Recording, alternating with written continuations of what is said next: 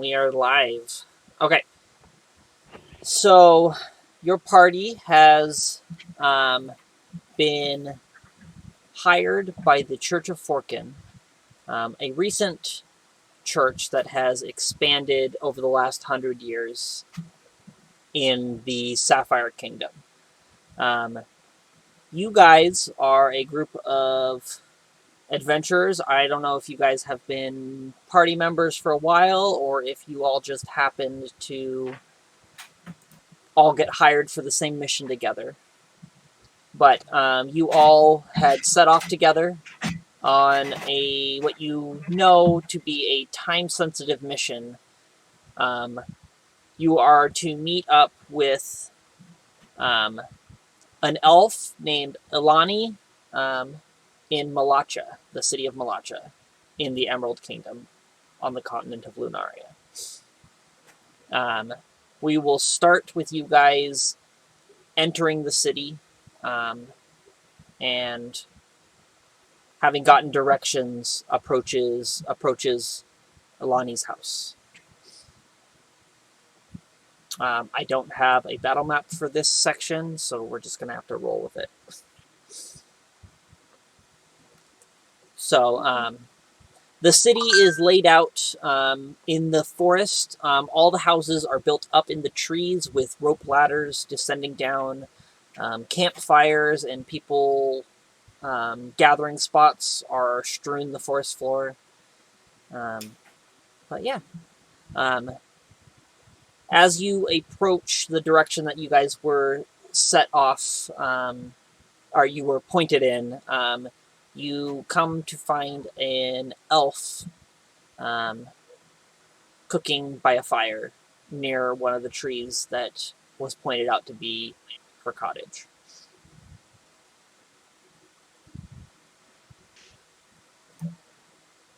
What are you guys doing? Okay.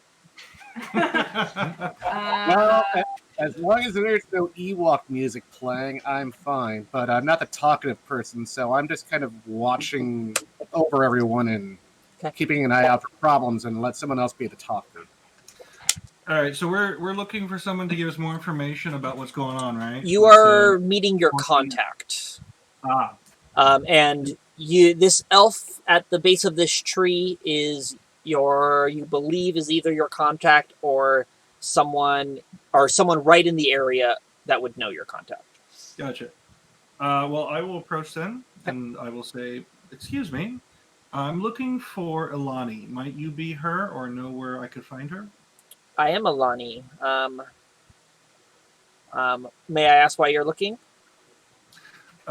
My party and I have told that we're looking for you, and that you would have some information for us about what's going on with Forky and this mission we've been tasked with. Oh, you are the ones that were sent to help me. Yes, that is us. Of course. Here, give me just a second. You'll watch as she douses the flame with a little bit of magic, so it's not a roaring flame. She'll follow me up into my cabin, and she'll begin climbing a ladder about 5 feet to the... Oh, it's a shame that we have to spoil your dinner. My dinner's not being spoiled. This is a time-sensitive mission anyways, so I would rather get the explanation and everything done before we... If my food's ready by the time we're done, I'll gladly share a bowl with you before you head off. Of course. Thank you. We will be right up. Okay. She'll climb up the ladder. I'll go next. I'll follow. I'll pull up the rear and make sure that there's no one paying undue attention to us or seeming a little bit sketchy. Okay. All right.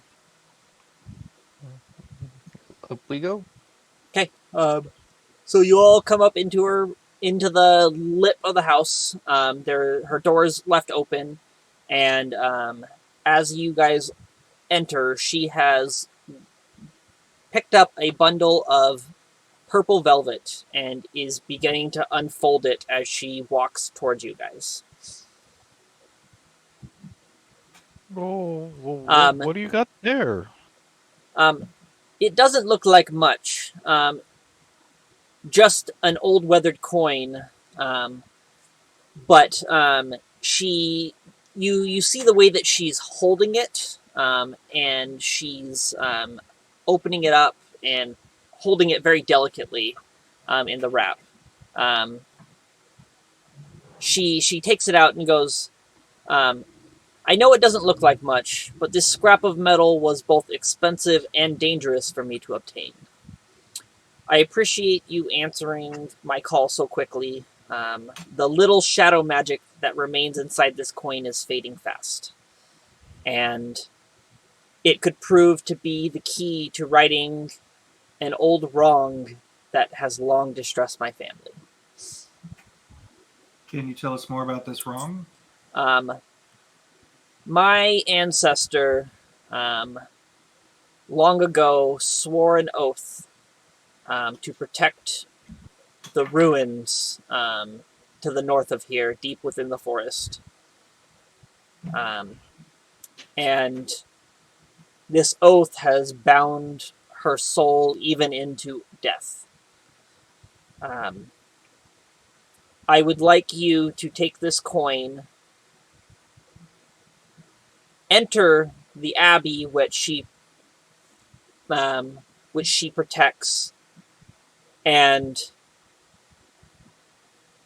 the magic, the shadow magic entering the Abbey will draw her out, and I want you to defeat her and set her soul at ease and rest. And this is an acceptable outcome for you?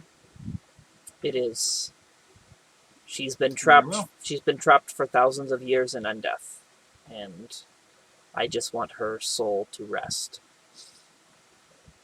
Shadow magic, you say?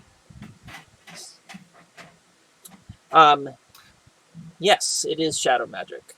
I did not cast it. I just obtained it.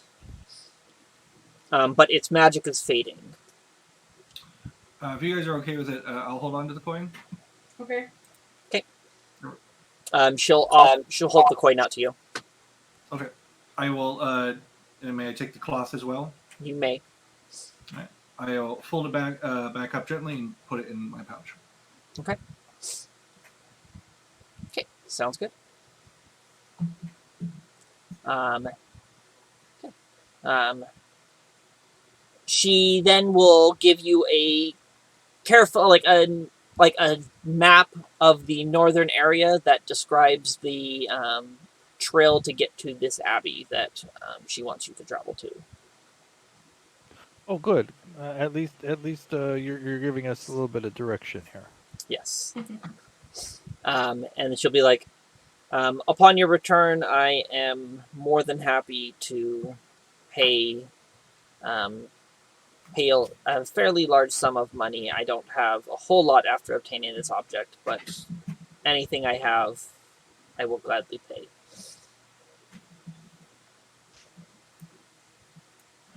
Sounds fair. Okay. Well, Is there anybody else that's looking for this coin? Shadow magic is usually pretty taboo, so I wouldn't go flaunting it around. But there should not be anyone directly looking for it.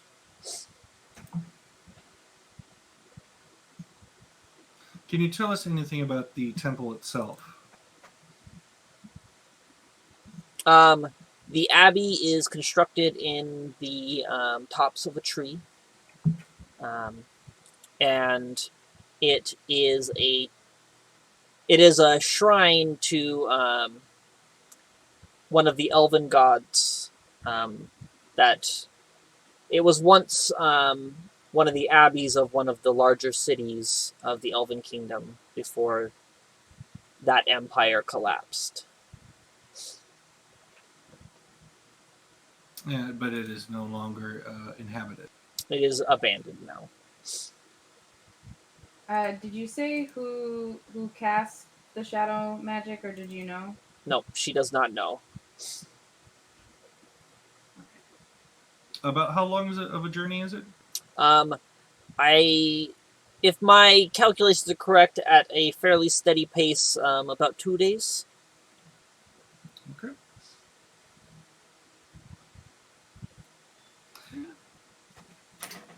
Is there a place nearby we might refresh and on supplies and whatnot? Yes, there's a couple vendors and shops in the city. This is an actual like city, so there is general traders, more or less other traders. You could probably find an alchemist and a blacksmith and such. This is a primarily elven city.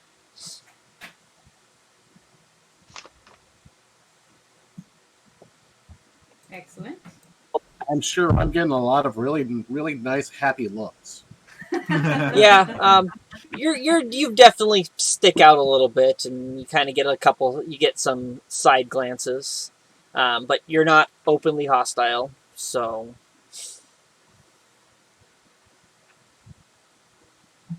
okay. So, are you guys I going? don't have any questions. Yeah, I think we are good. So she will escort you back out of the house, and thank you greatly for taking on this mission. It's something beyond my abilities. Hopefully, it's not beyond ours. Hopefully.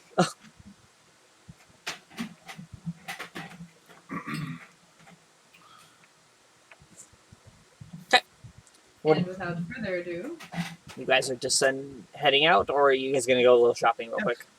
I think we should probably grab a few supplies. Okay. Given the yes, so I will thank her for her hospitality, and I let her know we will return once we've completed our mission. Okay. And then I will leave. Okay. I want to see if there's any holy water available from the local temple. that would not be a bad idea. Okay. So you're going to inquire about holy water. Yes, quick DM question. Yeah. So how much gold do I start with? Because I've still got my level 1. You all can have 100 gold. Yay! Groovy. Sweet. Yes, I will see if they have any holy water flasks from the local temple. If not there, I will check the general adventuring store if there's something similar.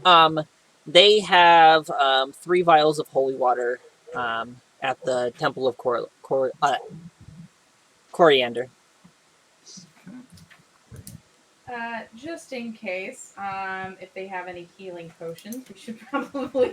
I was just about to say the same thing, as I'd like to get at least one healing potion. The holy water flasks, they're charging 25 gold piece each. Okay. I will buy all 3. Okay. And then there is 4 basic healing potions available at the alchemists. Okay.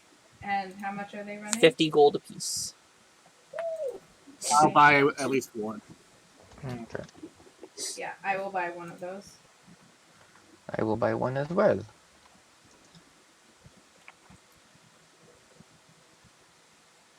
Okay. So we sold 3 of the healing potions. How much were they? 50 gold each. I think I will be okay. I need to manage my money a little bit. Okay. Plus, I've got the natural healing. Okay. Or the supernatural. Yep. So, okay. So you guys ready? Yep. Okay. So you guys start off on your journey heading north. Out of Malacha, heading north. traveling for the day, you begin to notice the further north you travel, the forest begins to change a little bit. The trees get larger. They get as if it's a more ancient, deeper parts of the forest, which makes sense knowing that the forest was once home of an elven empire. But let me find where it's at. Okay. Someone go ahead and roll me a D100.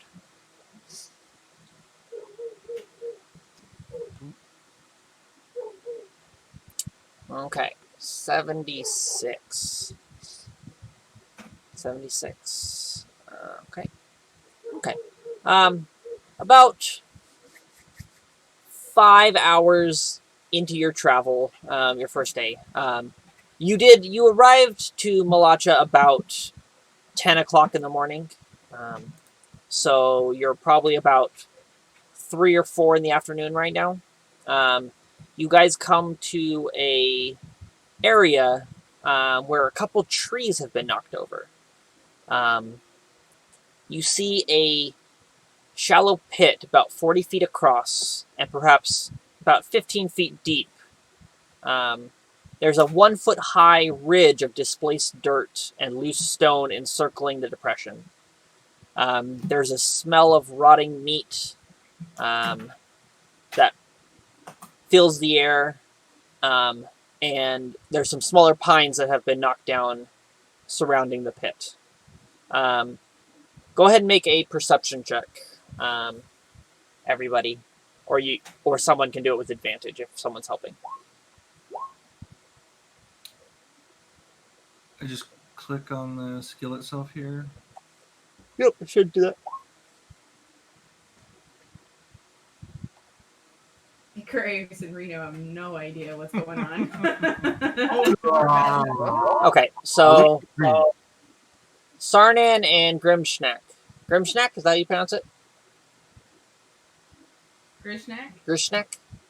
Yep, Grishnak. Grishnak, okay. Sarnan and Grishnak. You notice that there is blood and scraps of fur staining the ground around the pit. Grishnak scowls, grunts, and brings this to everyone's attention as he pulls his ancestral scimitar. Okay. Can I identify what the fur is? You want to investigate? Yes. Okay. Go ahead and make Investigation. an investigation. You can do medicine, nature, or investigation. Well, while they're inspecting this, I will keep an eye on the surrounding forest and take a bit of a defensive position around the area. Not much better. I got a 10. Okay. Reno will step off to the side and hide behind the tree. Should I go investigate?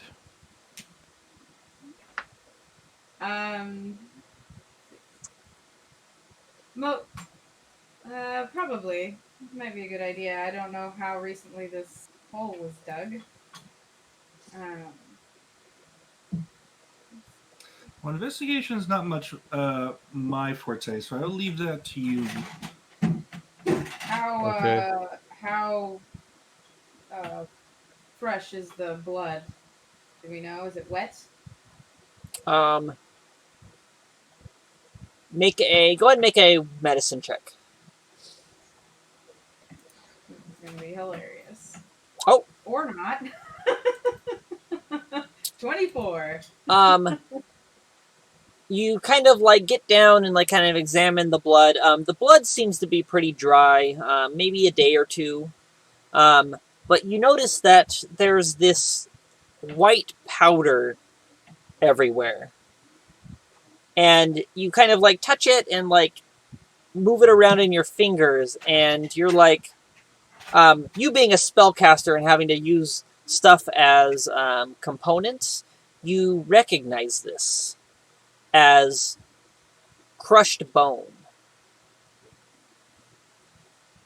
Somebody's been doing a ritual of some kind here. How big is? Can you describe the hole again? Its dimensions. It's about 40 feet across and about 15 feet deep at its lowest point. And there's a 1 foot lip. Is this the only hole like this in this area? Yes. That you've found so far. Perhaps we should, not too far, but spread out a little bit and see if there's another hole like this in the area. I cast invisibility on myself. Agreed. I will head in a northern direction, not too far, no more than a few hundred yards. Just kind of circle around and then come back. Okay. I will go south. Same thing. Okay.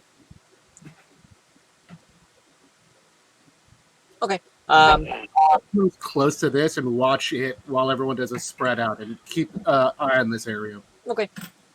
So everybody go ahead. Everybody who's going around, everybody make a perception check for me.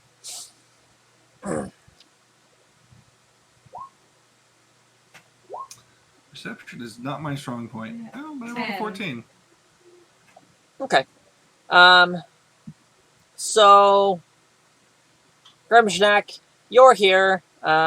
You're definitely seeing everybody as they're moving around in the woods, catching glimpses of them through the trees.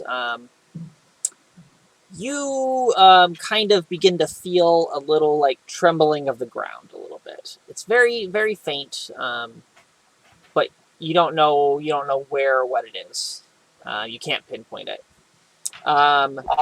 Valentina, as you're exploring a little further you went north. Yes, I went north. Then I probably gone a couple hundred yards and then turn in either left or right direction. Okay. As you are still traveling north, a little, just like maybe like 30, 40 yards away, you notice a patch of dirt that has been displaced. It's much smaller, maybe like 10 foot by 10 foot section, as if like kind of like a burrowing creature that had just displaced some dirt up on the ground and then gone back underground. Shit. I stop and stand very still. Okay. I also look around. Can I see anyone else within eyesight? You can see Grimschnack. Okay. Being a war cleric, I'm going to assume I probably have some slight military training or something. I'm going to quietly try to wave at him to get his attention. Okay. You rolled a high enough perception, Grimschnack. You can see him waving at you. Okay. Once I see that he's looking at me, I'm going to make a fist in my hand and just hold it. He nods and looks down at the ground and kind of like wavers his left hand in a shaky motion. I nod. Okay. Nobody else notices anything. Nope, I'm walking around. Did the other two go off and explore? Yeah, so Icrius has turned invisible. Okay. And he's wandering a little bit to the west, trying to check out some of the trees to see if there's any other displacement. Okay. And Reno? You'd head off to the east and stealthily go through the trees, looking around. Okay. Since you're doing stealthily, go ahead and roll a stealth check for me.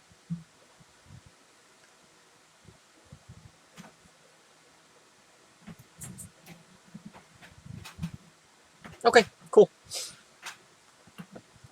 Okay. What are you guys doing now? Well, I'm looking at the ground and the trees. I'm walking around trying to see if, making kind of a lazy circle to see if I can see any more holes or things that shouldn't be there. I will attempt to and this is I'm at disadvantage here, but I will attempt to quietly, stealthily make my way back to the larger hole.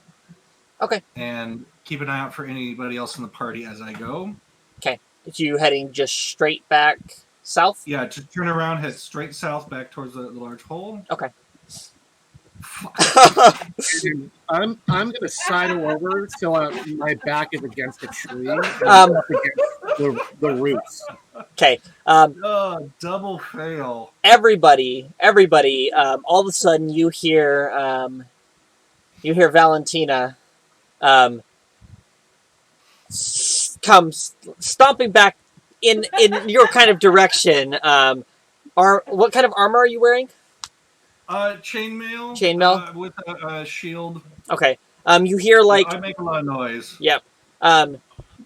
Yeah, you hear the fumbling. Running louder than I thought it was. You hear the fumbling, and all of a sudden you hear them let out a yelp as they bang their shin on a rock. Ow. And then you hear a tumble as they fall over. Okay. Grishnak is just rolling his eyes at this. I will pick myself up and actually I will hop up on top of that rock because I figure if I bang my shin on it, it's a decent size. Yep. I get on top of the rock. Okay. Cool. What is everyone else doing after this display?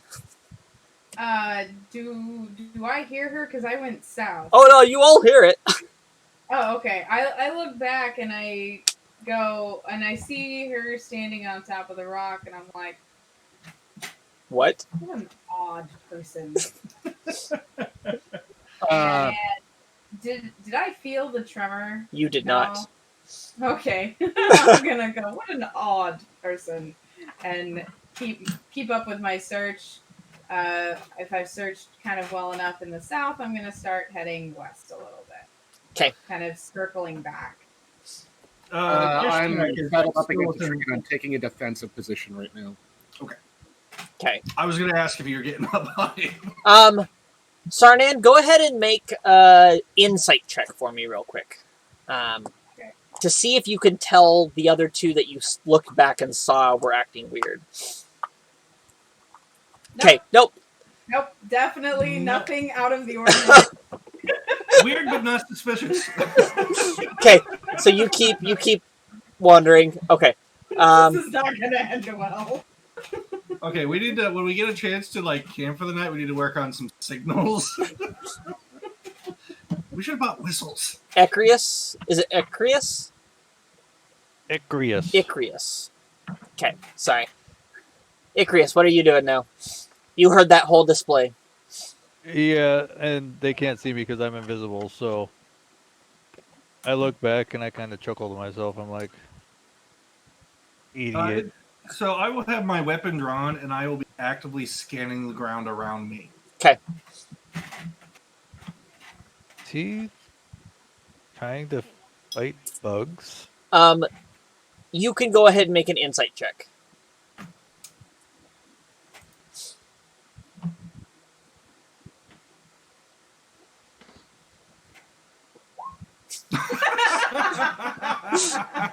Okay.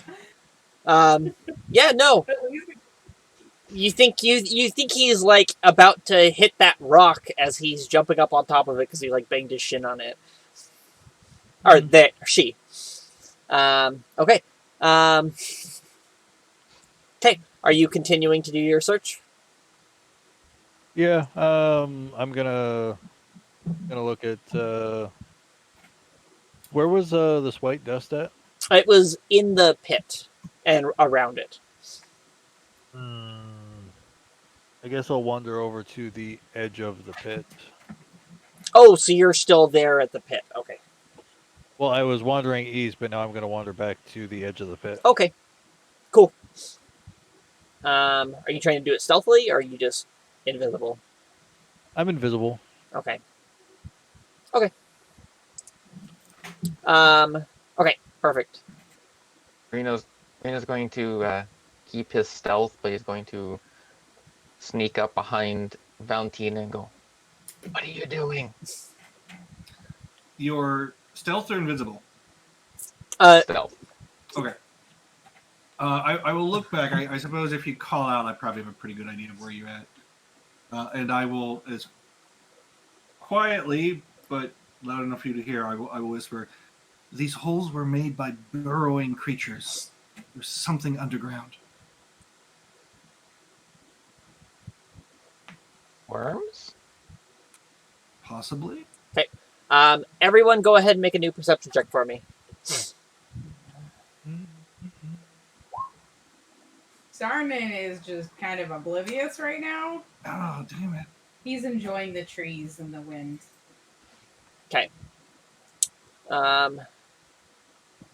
Okay, so Grishnak, the trembling is starting to get closer. His eyes widen and he looks over at Valentina and like holds up his hand like with the palm open and then back down like something's coming. I nod and just steel myself prepared for something. Ecrius, you begin to feel it as well. Okay, I look around to see if I can see where it's coming from. You cannot see where it's coming from, but you can definitely feel it. Reno, you cannot feel it yet. And Sarnan and Valentina, no. Reno's trying to figure out what's going on, but he's Can we... So underground. So he's going to gently, slowly kind of start digging where he's standing next to this tree. How bad are the tremors now? With a confused look. They're not super bad. You might notice maybe a couple pebbles are falling down into the pit, but that's about it. All right, I'm up on a rock, so I'm going to take a risk here, and I'm just going to shout, there's something underground, get up on top of something. Okay. Oh, okay. So being at the edge of the pit, how close is the closest tree? There is a tree that is knocked over that is probably about 10 feet from you. Okay, then I'm gonna attempt to climb on that. Okay. Sarnan, you hear in the distance Valentina shout, there's something underground, get up on something. You're probably, at this point, about 60 or so yards off from everyone. Okay. How close are the trees together? The trees are fairly well spaced. There's probably about like 5 to 10 feet between all the trees. Maybe, but these are big, wide trees. Okay, so so climbing up onto a branch is probably not... There's not really too many low-hanging branches. You could probably find one with a good enough perception check, but... we can... So when you can, add levitate to your spellbook. I think I have levitate. I just don't have it prepared. Yeah. I go, okay, what's underground? I'm shouting back, and as I'm shouting back, I am looking for either, basically something to stand on or a branch to hang off of. Okay. Or to climb up on. You see about 20 yards north of where you are, there is a branch that looks like it would be low enough that you might be able to jump up and grab it. Okay, I'm gonna head over there, and I'm gonna jump up and grab it. Okay, go ahead and make an athletics check to climb the branch. Okay, you managed to jump up and grab the branch. You are not able to pull yourself up yet. You're just kind of dangling from it. Arm on the hook. You have like one arm hooked over it, and you're trying to like get yourself in a position to pull yourself up, but you are off the ground.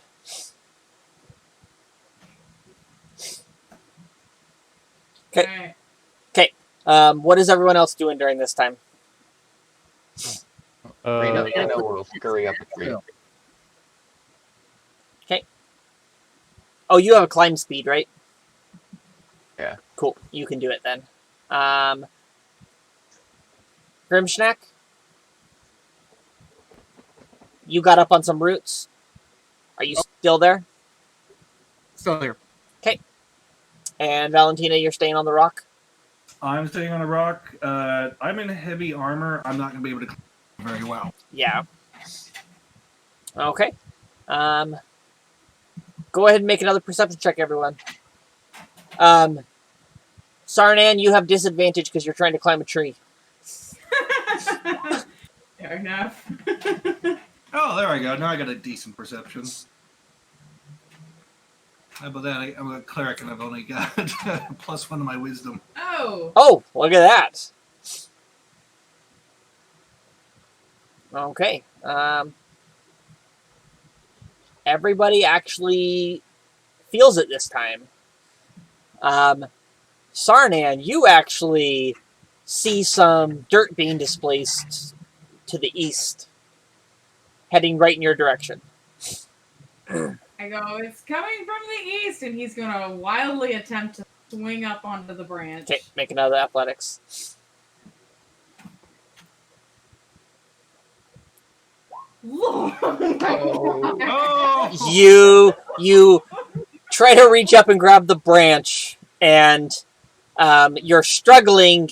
You hear the branch begin to crack, and it snaps, and you fall. how far is Sarman away from me? They're probably about 30 yards, I would say. So that's about 90 feet. Here, let me switch you guys over to a map now. Okay. And I'll put you guys on a map. the half-elf wizard's struggling over here. Too bad you're not within touch. Okay, so we'll put you guys up here. Sarnan. Let me measure, make sure. I'm currently on my butt. Cool. Fall down, no boom. So you're probably about here.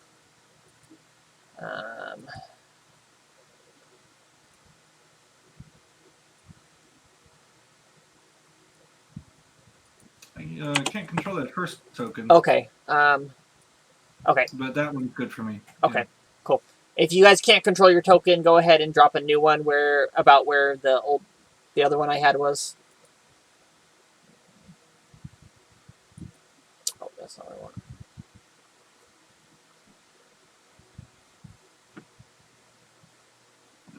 Yeah, that one's good for me.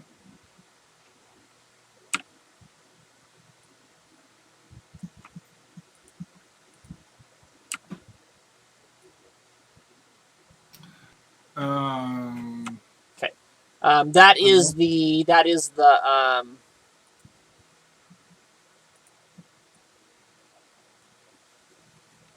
That's the pit. Yep. Okay.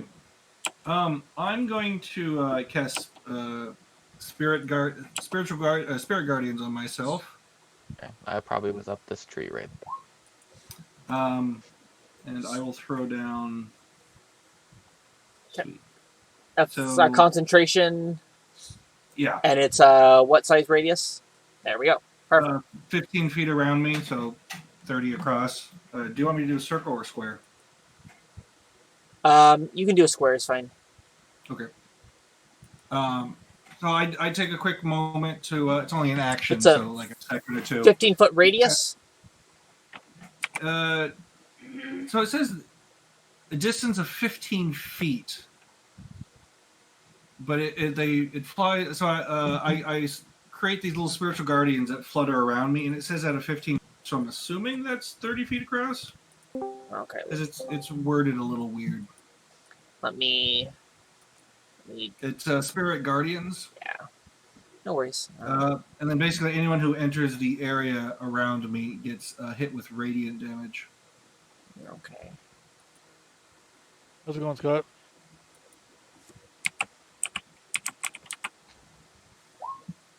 I just threw it up in the chat for you, so you guys could take a look. You call for spirits to protect you. They flit around you to a distance of 15 feet for the duration. Okay. So you have a 15-foot radius here. Okay. Yeah. So your radius would actually be that. It's a little big. Yep. There you go. Okay, there we go. Yeah, that's better. Cool. Okay. So you all feel the tremors. Sarnan, you just fell on your butt. Let's go ahead and just get the initiative going now. What a shock. Pretty typical for Courtney. Oh, I just critted my initiative. Okay. Trapmaster version 2.0. It's like I'm not trap finder in this one. Maybe. Maybe.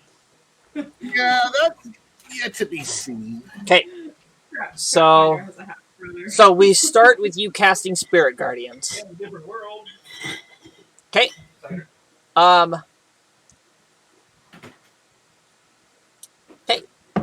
Let's move on to now it's this is I cannot Reno, yes. Sorry. I heard Sarnon just fall out of a tree Yes. Yes, you did. and way over there. So I'm going to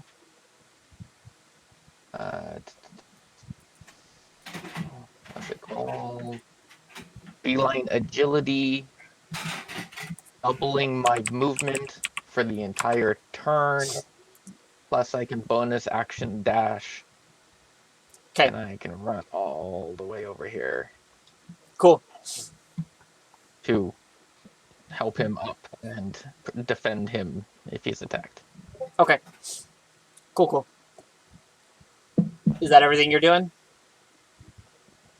And preparing for a fight. Okay. Draw my sword. Okay. So now we are into Grimschnack. Well, someone just ran across a field and made a lot of noise. Well, probably a lot less noise than you guys. True. I'm going to hold my position and just stay kind of defensive for now until I see what the threat is and where it is exactly. Okay. So you're holding. Okay. Ekrus. So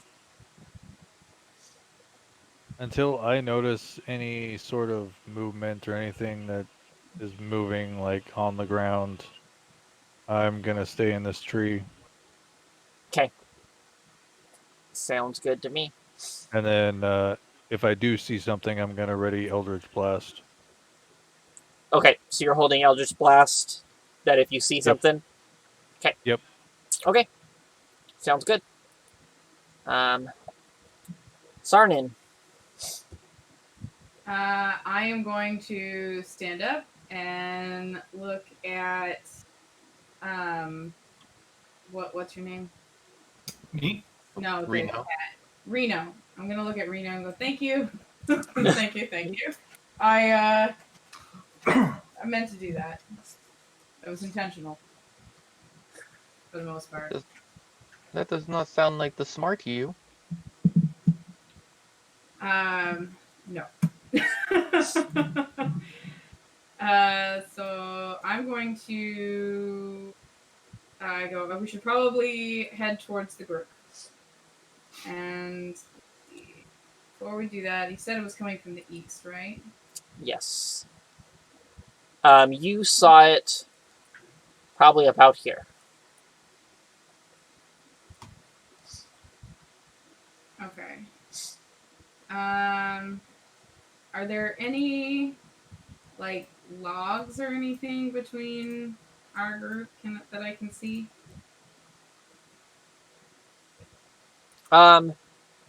There's like rocks and things that you could probably get up on, if you Okay. wanted to. I'm gonna look back towards the east and see if I can see the thing underground coming. Okay. Okay, just go ahead and make a perception check. Oh, good grief. After falling, you lost track of it. Your head's still spinning a little bit from the impact on the ground. My friend, you should run. We should. And he's gonna start running back towards the group. I didn't know we were playing with Borat. My friend, I think you should run. I think we should run. Let's see. So I'm gonna. You can dash you for up to 60. That's what I'm gonna do. I'm gonna dash right there.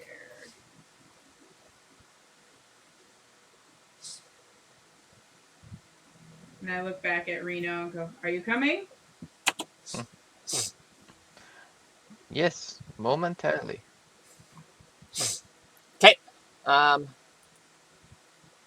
We're on to Valentina. Okay. Can I see anything now? The burrowing or something? Go ahead and make a perception. Perception. 11. An 11. You feel the trembling, but you don't see the burrowing. Okay. So I don't see any immediate danger. I see you running towards us. Is the rock I'm on big enough for 2 people?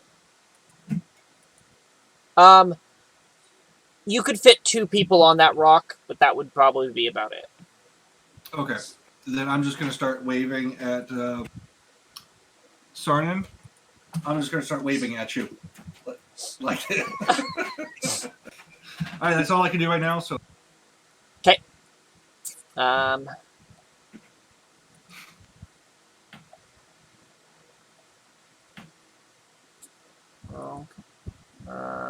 me.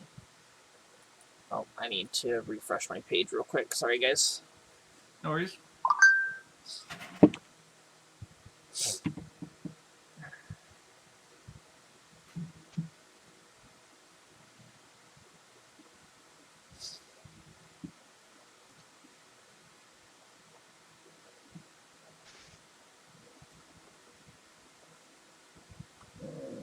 I'm all zoomed in again. Okay, cool. That's better. Okay. I'm going to do a thing real quick.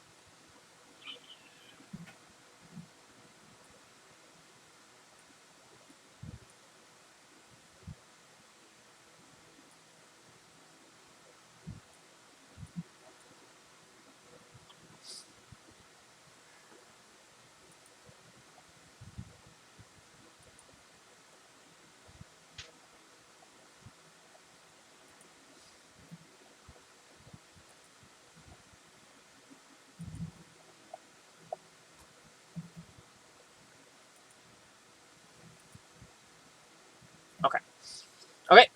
So you just waved and flagged Sarnandan? Yeah, just wave at her. Come to me. Okay. It is now on to Reno's turn.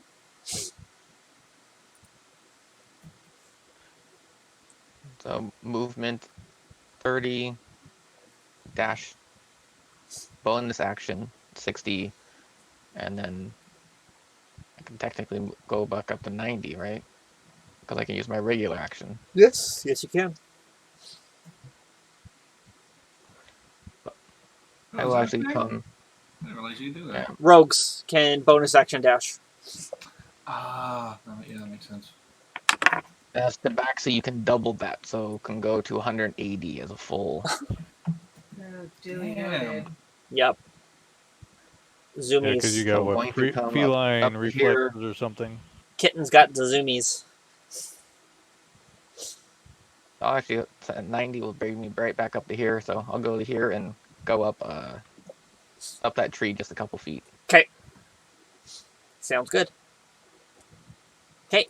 Grimschnack. I'm gonna make a perception check to see if I see any movement or any signs of this thing, and stay on the defensive and stay still. Okay.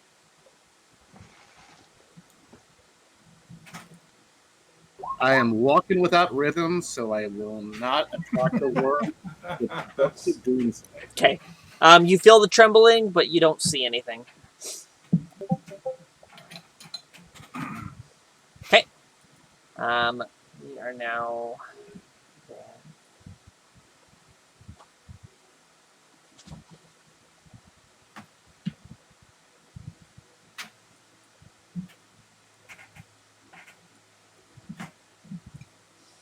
Okay. And we are now on to Ecrius. Let's see. So nothing. I didn't see anything throughout the last round. Nope. I am. You can make a perception. What I'm gonna do? Ooh. You see the ground displacing in two places off in the distance. You know what? I am just going to move them to the token layer now that you have seen them.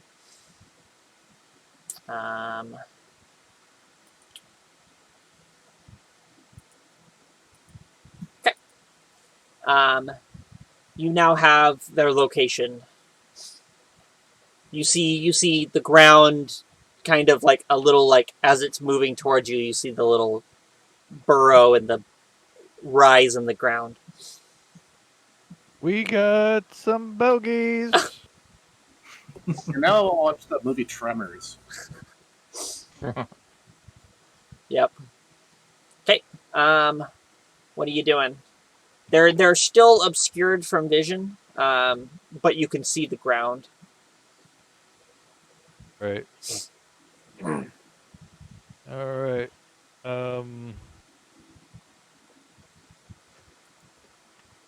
Sarnan, you're lucky you got out of there because they're pretty close to you. Yeah, look at what?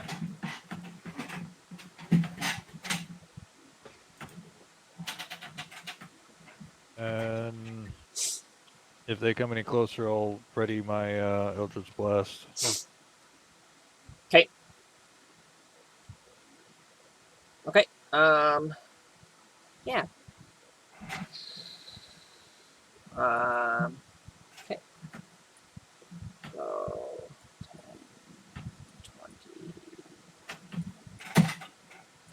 20. Okay. That one moves closer. And we are now on to Sarnan. Okay. Sarnan looks up and he goes, "What do you mean they?" And he Hurry! okay. He sees Valentina, but he's gonna look back one more time to see if he can see the creatures, and that would be a yes. Yep. You see two of the mounds of dirt approaching. If I can see those now. Okay. Oh, I probably see them too. Quickly are they approaching? At a fairly steady pace. Okay. You think they'll be on you? They'll be on you within the minute. Let's see. What is this range? 100 feet. But you don't see anything other than the displaced dirt. Okay. Dang it, they're just out of range. Okay. Right before he starts heading back, he's gonna cast Cloud of Daggers.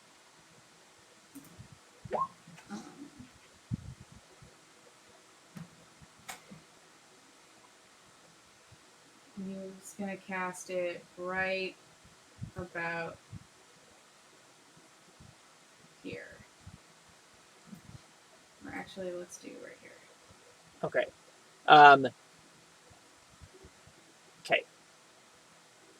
The creatures are underground at this moment. So Oh, if they okay. don't emerge from the ground, you won't hit them with that. Just so you know. Okay. Then maybe not. There's a good chance that they're going to emerge near your group, but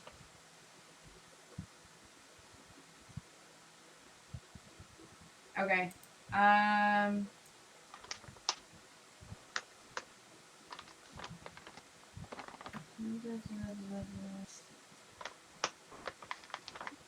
Yeah, so I mean, I've got lightning bolt, but I don't think that'll reach him underground either. nope. He's got full cover right now. Okay, so yeah, Sarna's just gonna turn around and run. Okay. Like, okay. You can if you don't use your action to dash, you can prepare a spell for when they emerge. But if you prepare a spell that has a level, you will expend the spell slot even if Okay. you don't cast the spell. This tree that I'm standing under, is there any branches? There's some No. roots, not any branches low enough to grab easily. Okay. Is there a rock near me? Probably the biggest rock and the closest one is probably actually the one Valentina's on. Okay. So he's gonna. Yeah, there's enough room there for 2 people. Yeah. To me. Yes. He's gonna start preparing a spell, and he's gonna make his way to Valentina. If I step through that circle, is that bad? That's the pit. Oh, okay. So it's 15 feet deep and 40 feet wide. Okay. He's gonna kind of make his way around the pit. You're going around the long way. Okay. What spell are you preparing? I'm gonna prepare a lightning bolt. Okay. If they don't emerge and you don't have a target for it before your next turn, you are still expending the spell slot. Is that something you want to do? You might want to prepare. You might want to prepare a cantrip, maybe. Cantrip, because that doesn't cost a slot. Wait until you can actually see them to cast spells of higher level. Good point. Okay, yeah, I'm gonna. I've got chill touch, so that I'll prepare that. Okay. That's the cantrip. Cool. So, and your trigger is if you see them. Yep. Cool. Sounds like a plan. Okay, so we are now back onto Valentina. All right. I'm just going to until they get in the range. I'm just going to do a dodge action for now. Okay. Sounds good. Okay. Anything else? That's all I'm doing right now. Okay. Are you keeping track of turns on your Spirit Guardians? It lasts up to 10 minutes. 10 minutes? Okay. Yeah, with about 100 rounds, I think. Yeah, like that. Yeah, that's 100 rounds. Yep. Yeah, this fight will be over before that ends. Yeah, probably. Unless you lose concentration, but... Right. Okay, Reno. Reno will also do the dodge action. Okay. Is that everything? Yep. Okay. We are back to Grimschnack. I'm gonna join our cleric up on the rock because that seems a good defensible place, and then take a dodge action. Sorry, Sarnan. It's okay. Okay. Which one is this? This is...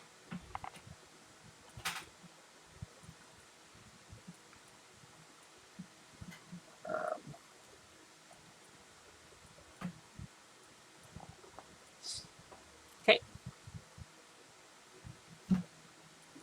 We're now on to... it's still underground. It is... Right. I'm coming up with a game plan though. Okay.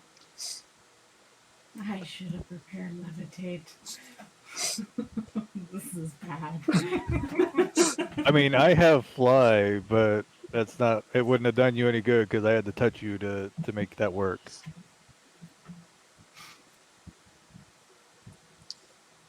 Okay. What are you doing? So I want to test something.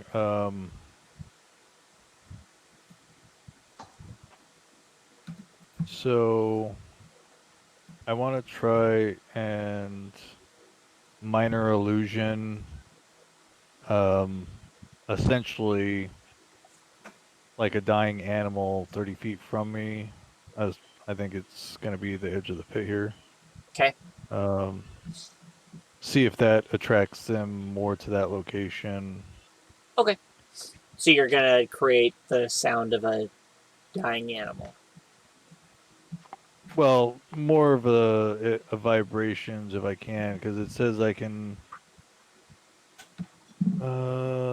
Sound. Oh, a sound or an image.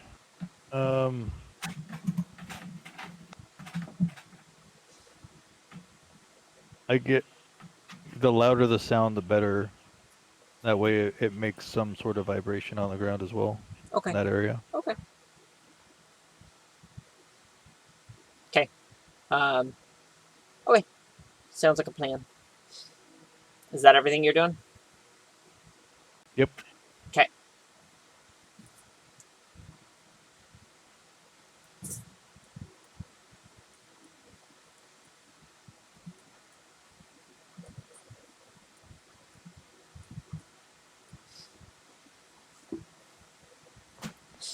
Okay. We're now on to Sarnan. Okay. Yeah. Arnon is going to that way.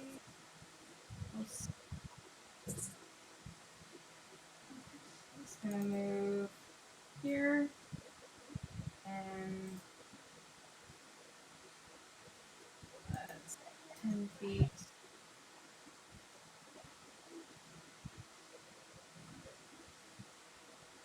He's gonna move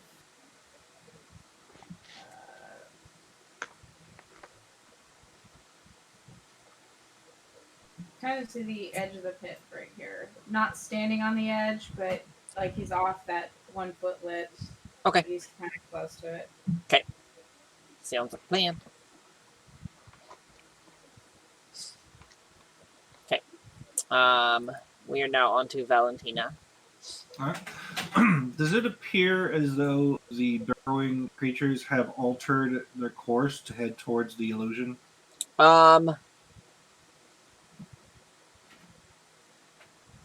There's been a little diversion, but you don't know exactly where they're headed yet. Okay.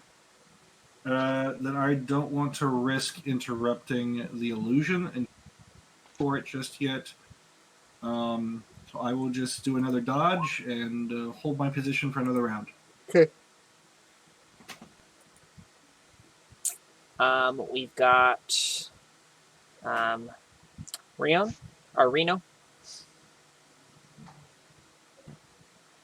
Well, climb up the tree a little further and hide in the foliage. Okay. Is that everything? That's it. Okay. Grimschneck.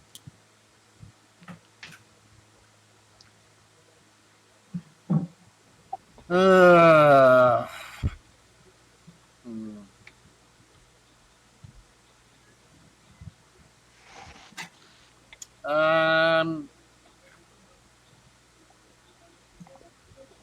Hmm.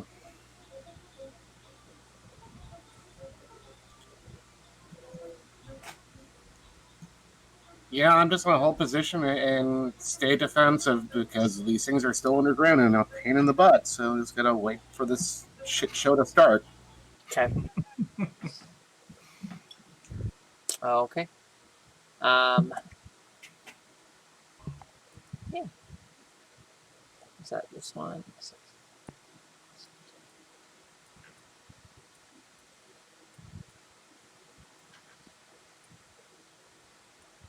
So this one here bursts out of the side of the pit into the middle of the pit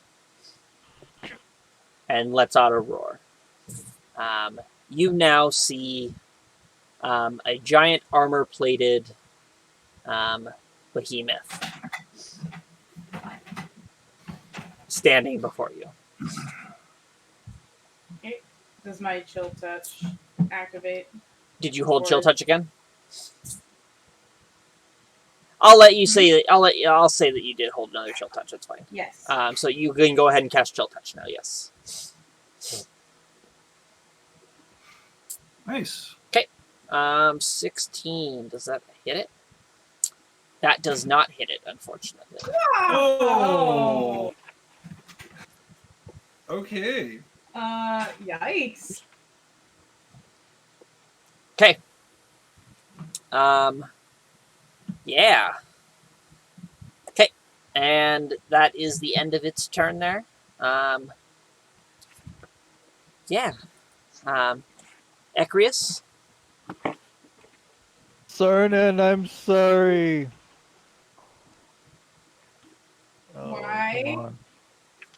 Oh! Oh, you. Oh. Where are you centering it? So I would have centered it. Oh. Do you at least call something out so I can like have a chance to maybe duck? I would have centered it like right here on the edge of the outer circle here, Okay. right about this square here. It's a 20-foot radius. Yep. Okay. It fits inside the pit, but she's on the edge of the pit. So. Okay. So you throw it basically. Okay. So you're trying to avoid hitting Sarnan, right? Yep. Okay. Okay. Yeah, so it's a dex save, yes? Dex save 16?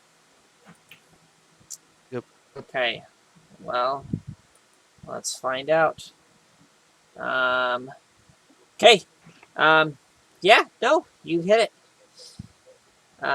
So 24 points of fire damage. Ooh.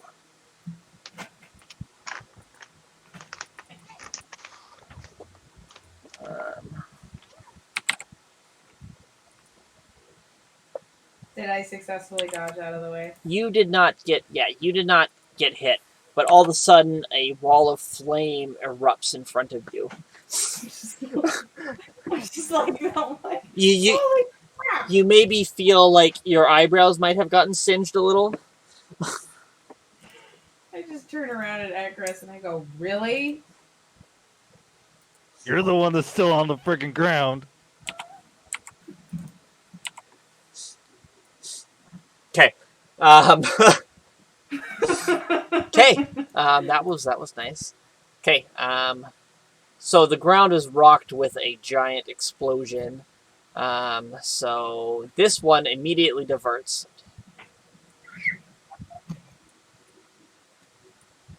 And it bursts out into the opening as well. Just after the fireball. So the flames start to dissipate and another one just bursts out of the ground. Oh, perfect. Are they kind of stuck in there? They're down in the pit, but you can probably assume they're not stuck. Okay.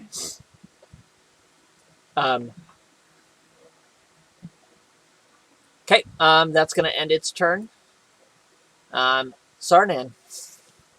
Okay. I am going to. Let's see. Attempt to climb a tree again. Shush you.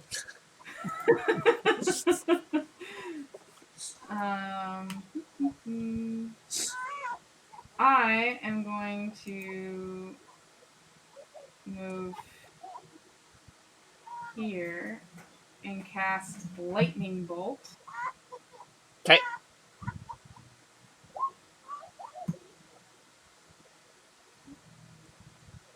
Okay, so they need a dex save.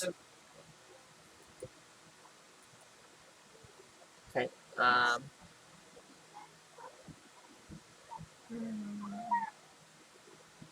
So if you click that highlighted 8d6, it'll roll the damage for you. In the chat there. Oh, the 8d6. Yeah, just click on that little button there, and it automatically rolls it for you. Okay. What's your save? What does it say the save is for your spell? Save is dexterity 15. 15. Okay, they both fail. So 22 points.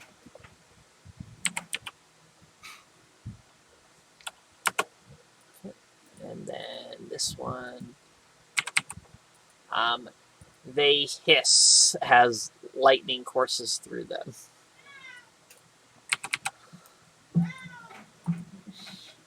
Okay. Yeah. Valentina, you now see two huge armor-plated beasts that have emerged from the ground. All right. I'm going to move here behind this one, which also puts them in the area of my Spirit Guardian spell. Okay.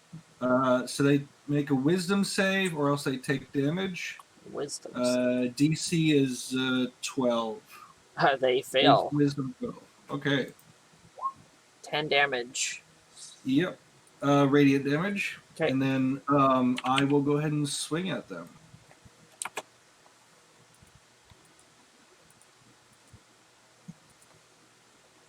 There we go.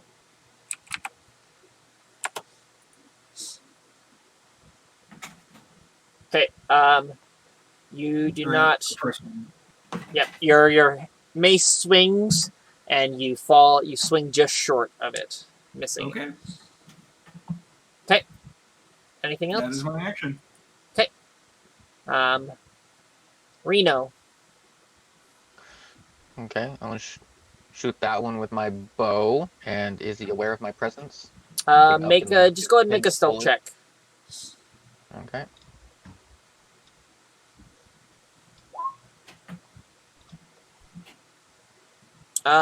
No, he's not. So you have your sneak attack.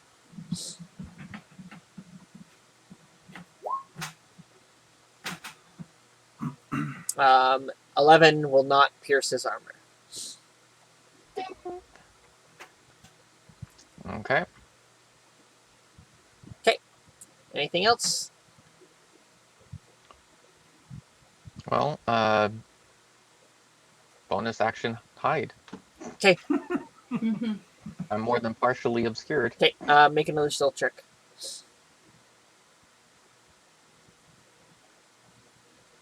Okay. Okay. We are on to Grishnek. All right, we're getting into this, so I'm moving up on the other one, but not obscuring the line of sight for our lightning bolt friend, and jump down and make my attacks. Okay.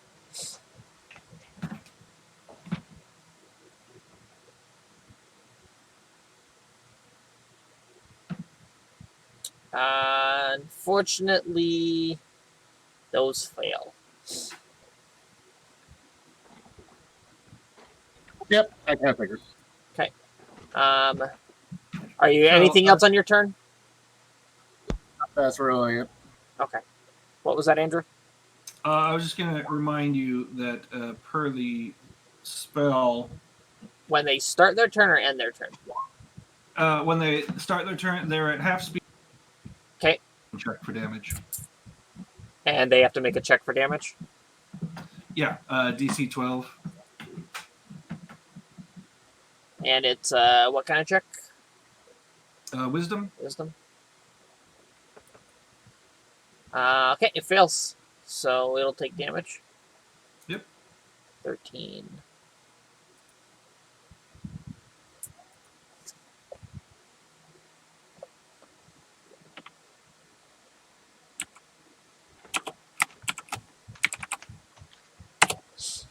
Okay. He's looking pretty rough now. But he's going to make a bite attack at Grishnak. Bring it. Come on, bite me in half. 17. Will that hit your armor class? That would meet it, so it's up to you if Okay. you repeat. Meeting is passes, so you're going to take 24 points of piercing damage. Roger. Okay. And then that is the end of its turn. We are now on to our warlock. Everybody moved in and ruined my plans. We're going to throw another fireball.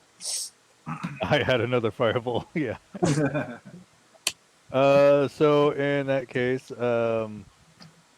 I'm going to Eldritch Blast the closest one. Okay. Oh, and I fail. Okay. Nope. Yeah. Your Eldritch Blast goes wide. Hitting a tree, probably.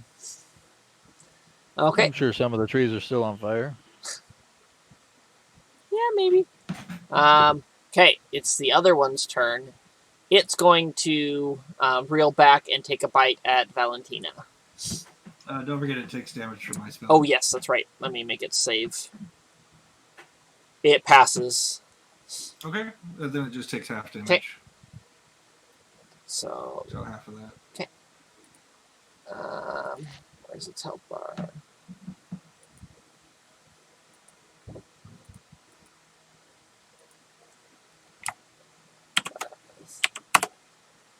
Okay.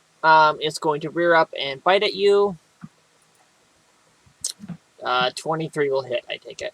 Oh, yeah, that will hit. Okay. 27 points of piercing damage. 27 piercing. Oh, hold on 1 second. I have heavy armor master. I'm wearing heavy armor.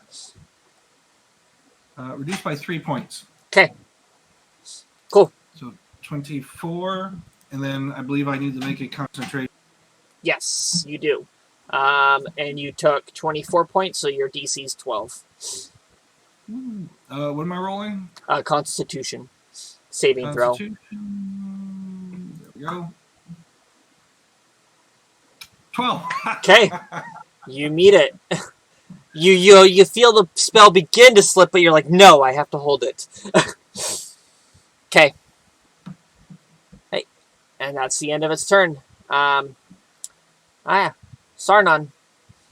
Alright, well, he was gonna cast Fireball.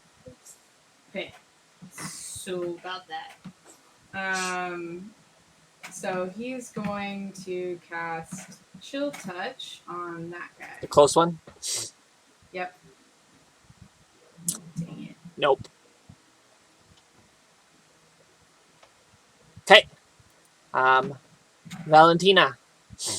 All right. I assume you were done, Sarnan, right? Yeah. Okay. Yeah, I'm done. Okay. Actually, I would like to move just a little bit.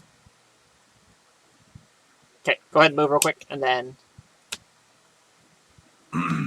Okay. Moved. All right. I'm going to swing my mace. I just realized. Yeah, I'm going to swing my mace again and hit the one in front of me. Okay.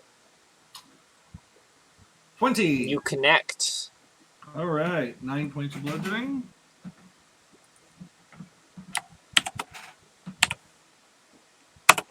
Okay. And I will take a 5-foot move there. Okay. Sounds good. Is that everything? Yep, I'm done. Okay. Our trusty rogue. Gonna shoot at that Which one? The first one? Okay. singed one again. Okay. Now, is he aware with my new He roll of is 16? not aware. Okay.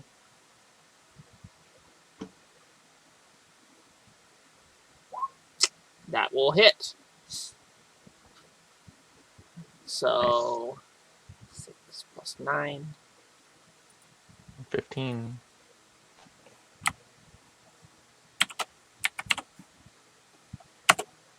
Okay. I will obscure myself again. Okay.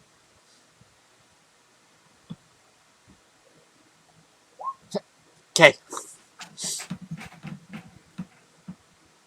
Okay. We are now on to Grishnak.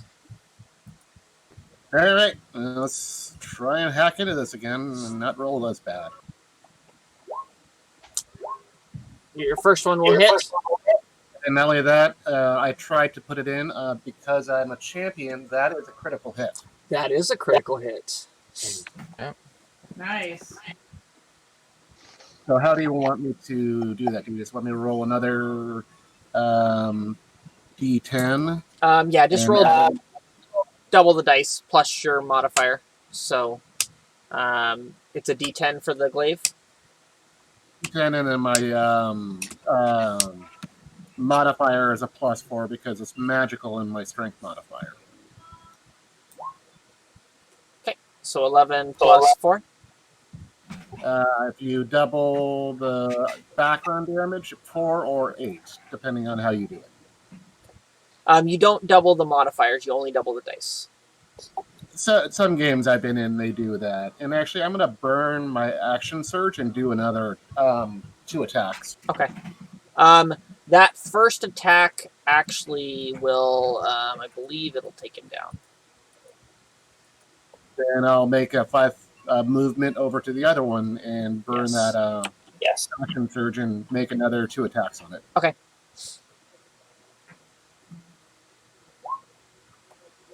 So 25 and a fail. So 1 hits.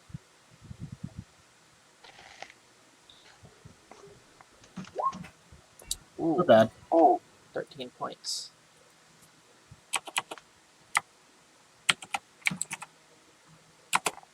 Okay.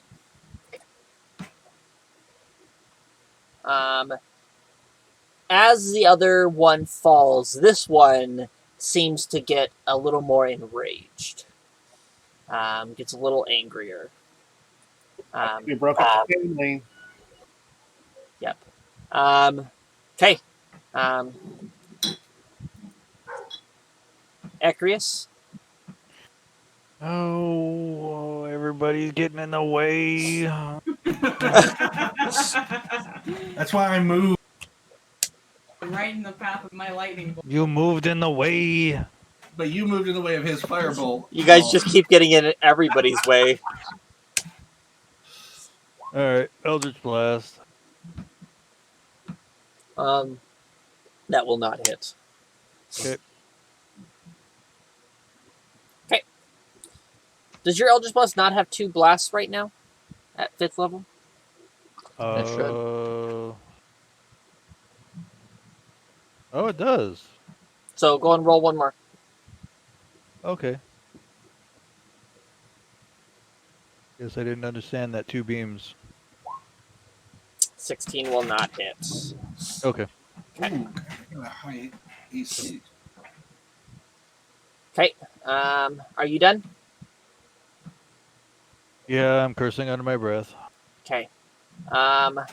This one is enraged as it watches Grimschnock kill the other one. It's going to make a bite at you. 14. Don't forget, he also takes damage from my spell. Oh, and he takes damage from your spell. Yep. He fails the save. Woohoo! So That's 15 radiant. Cool. Roll a 14 to hit me. 14. Yes. That's a miss. Okay. So you manage to jab him with your glaive and keep him back so he doesn't bite you. Okay. We are now on to Sargon. Okay. I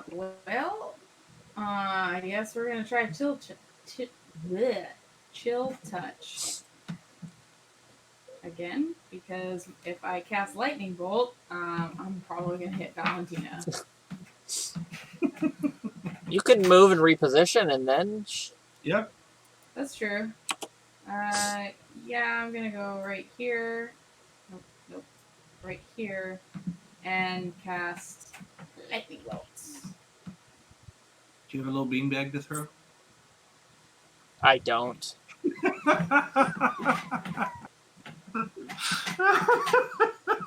I'm sorry, that was a really obscure joke. Here, we'll do this. There you go. There's your lightning bolt. Okay. Let's make its dex save. It fails. 24 points. Let's see.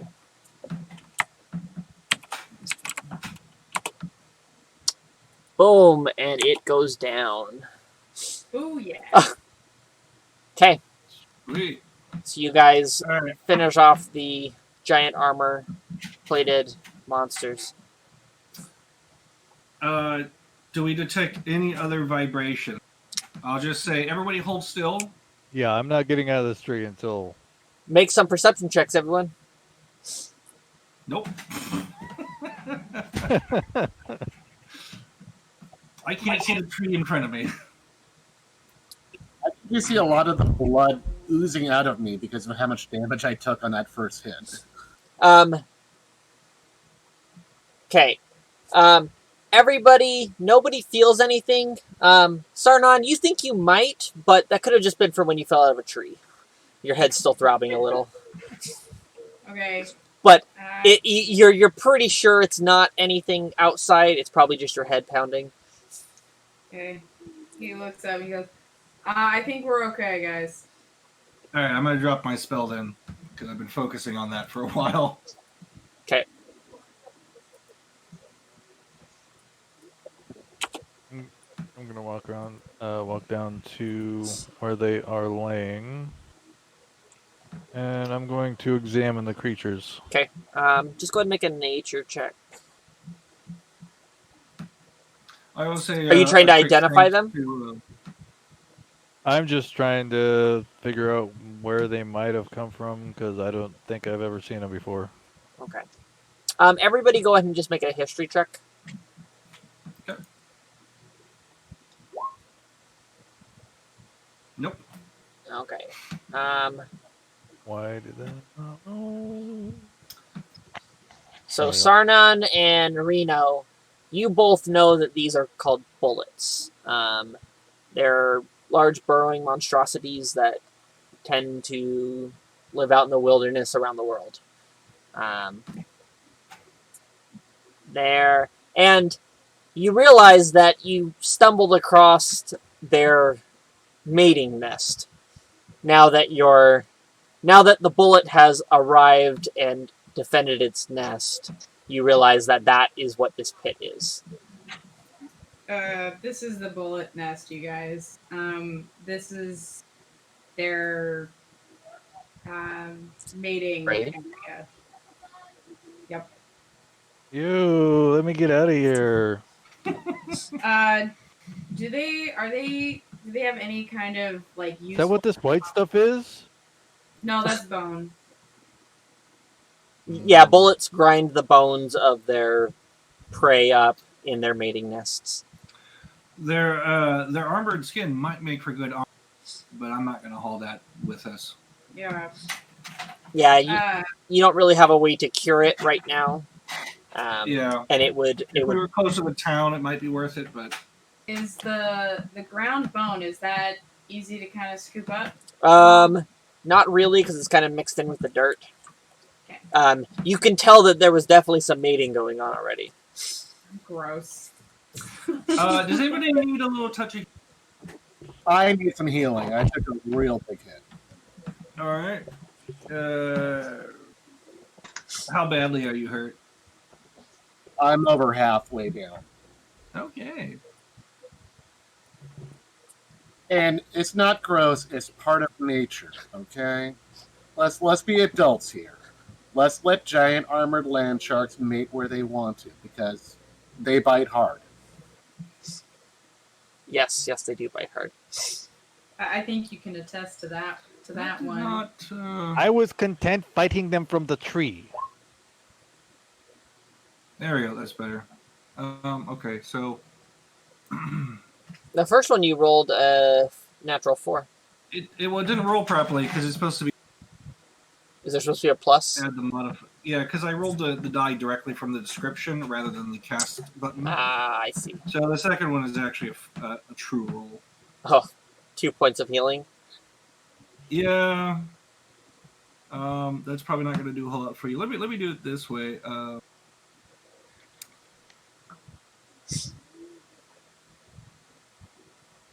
Actually, are you the only one that's hurt? I think I you thought- and Grimschnock are the only ones that got bit, I think. Yeah, there's the two of us down here in the pit.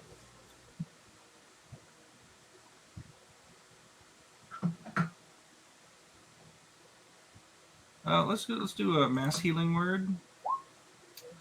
So 2 points, really? All right, you and I get 2 points back. Mass healing word? I feel like it should be higher than that. Yeah, especially if you're. Well, so it's 1d4 plus 1 hit points, but it's up to 6 creatures of my choice. Can I target the same creature more than once? No, unfortunately. Okay, then you and I just get the 2 points each. What's your wisdom modifier? 1. Oh, that explains it. Okay, Yeah. that explains why the healing is not as good. Okay, Yeah. because your main casting slot or stat is 1. Okay. Yeah, I think I must have gotten something confused because I put more points into charisma than wisdom. Okay. I think I may have gotten confused with the paladin. If you want to swap them, I will let you, because that you should definitely, like, I think you were thinking Yeah. paladin. You're our healer. And a +1 charisma is not that bad for a cleric.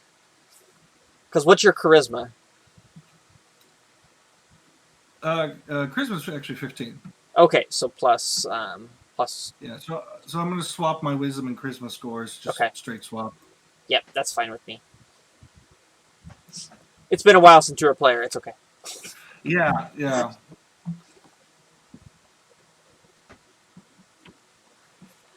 I was like, why is your saving throw so low for them? Because 12. You get another 4 points there, That's much better. Grishnak. Okay, yeah, I want to hold on to my second wind in case we come across another combat. Okay.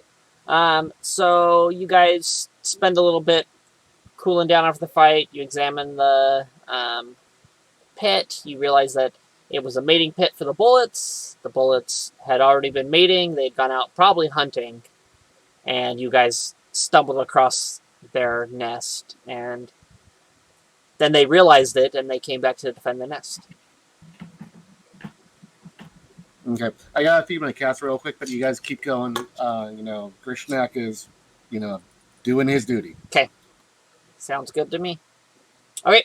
So you guys, I assume you start heading north again? Yep. Okay. Yep. Yeah. Heal myself once more. Okay. So you guys continue traveling north. As the day draws to a close, someone go ahead and make a survival check for me. To find a place to camp. I'm not proficient, but I got. There we go. Look at that, Sarnan. All right. The wizard. As you're looking, you happen to see down in the brush, as you're walking along, you see what looks to be kind of like a natural carved stick. And as you go to investigate it, you notice that it's a rope. There's rope and a ladder rungs. You look up, and there is a platform up in the trees above, and there is a piece of ladder just out of the eye horizon around the tree that you could easily get a hold of and climb. Okay. And there is actually like a hut with shelter, fireplace, and everything you could want for camping. I will, in Elven, I will call out, hello up there. Is anyone home? There's no response. Who wants to go first? The look of the rope that's down on the ground, it's been there for a while. Great. I will climb tree.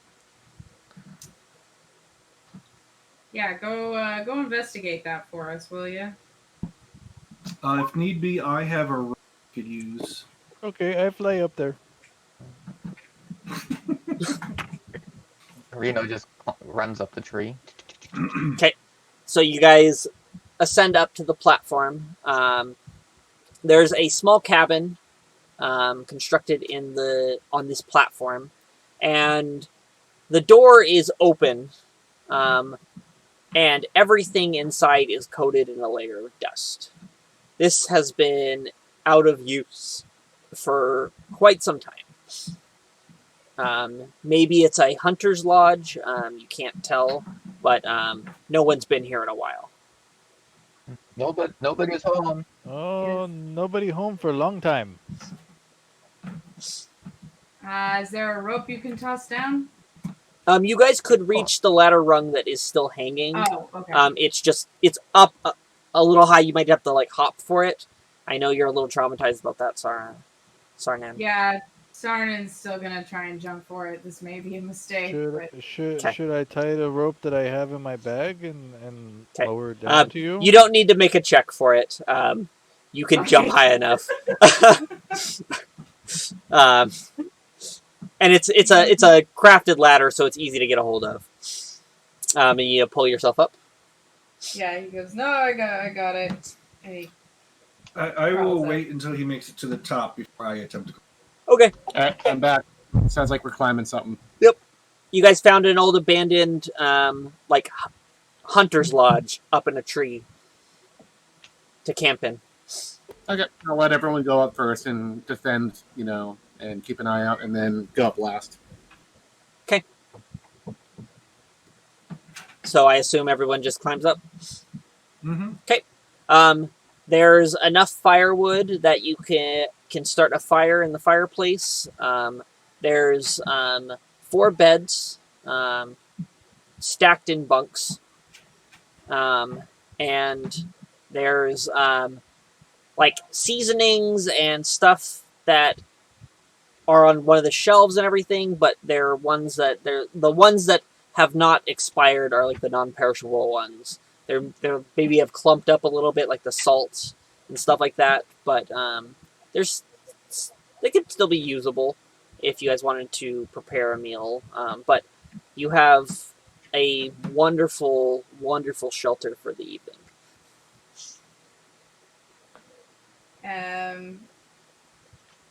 Sarnan's gonna look at if they don't use the salt for meal, he's gonna just take something with him. Okay.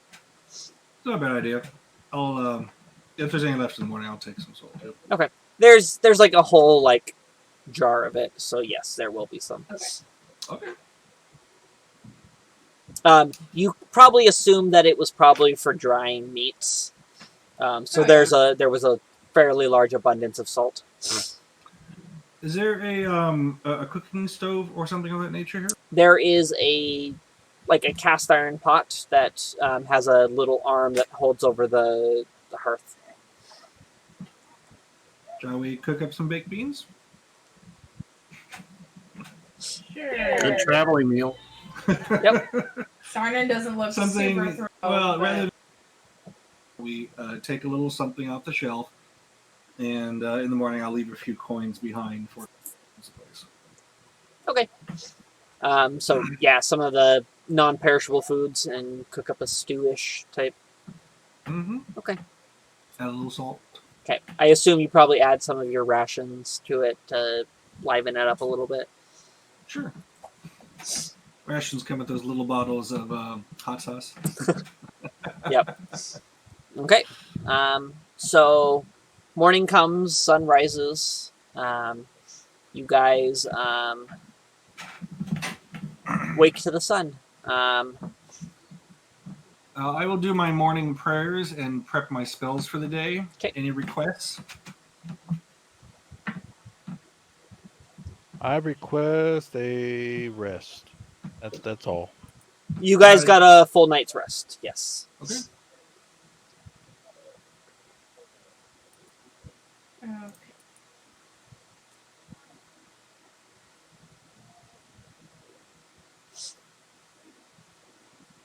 Yeah. Well, the Spirit Guardian's pretty well there, so my wisdom's a little bit better, so the healing spells will work a little bit better.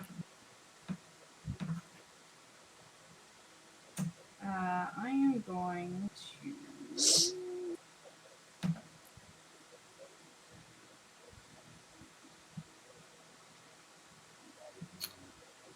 Do we know if we'll come across any large bodies of water traveling north? There might be like some small bodies of water, but the map that you have drawn, it does not appear that you're going to be crossing any water, streams, or lakes. It's pretty just dense forest going forward.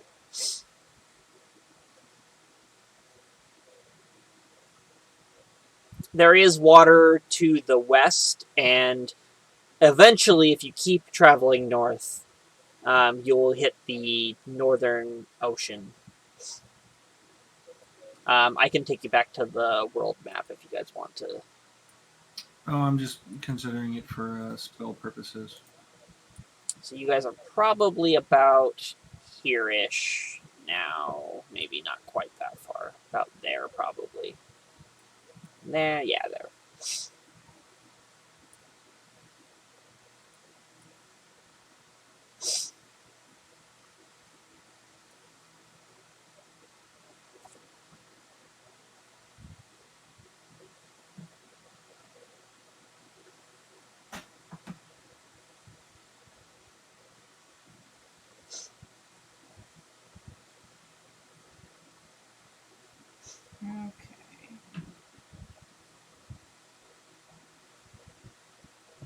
Okay. Is everyone ready for the day? Yep. I was picking one last spell. Yep, I've done communed with my patron. Okay. Yep. Yeah, me too. I will leave 2 gold. Yeah, the shelf with the perishable goods. Okay.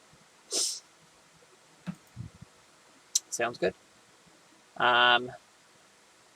Hey, so you guys head back down into the forest and continue your journey northward. Someone go ahead and roll me a D100.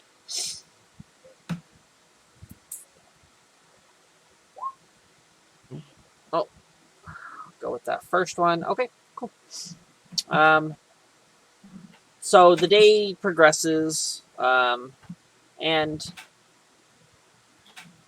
it actually your day goes pretty smoothly. There's no you come across just wildlife in the forest, but nothing super aggressive.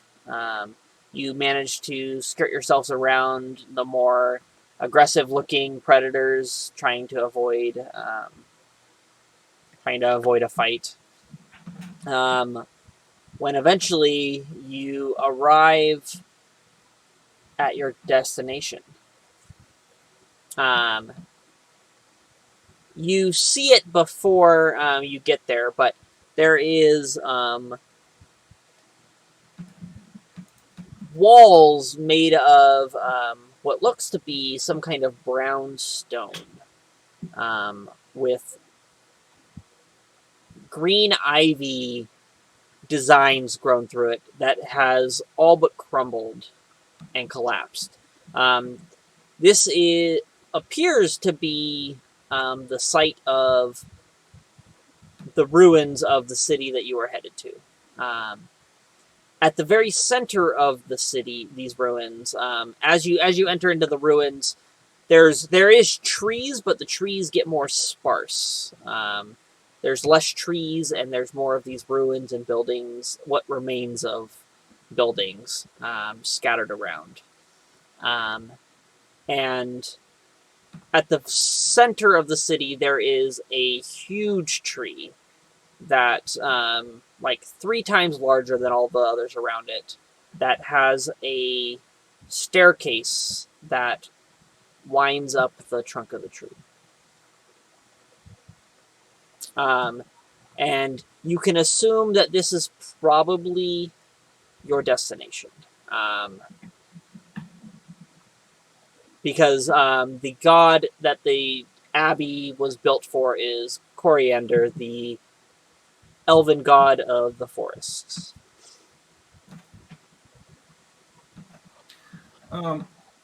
I just remember when I pull the coin out of my pouch, unwrap it, and take a look. Is it reacting in any way to our presence here? It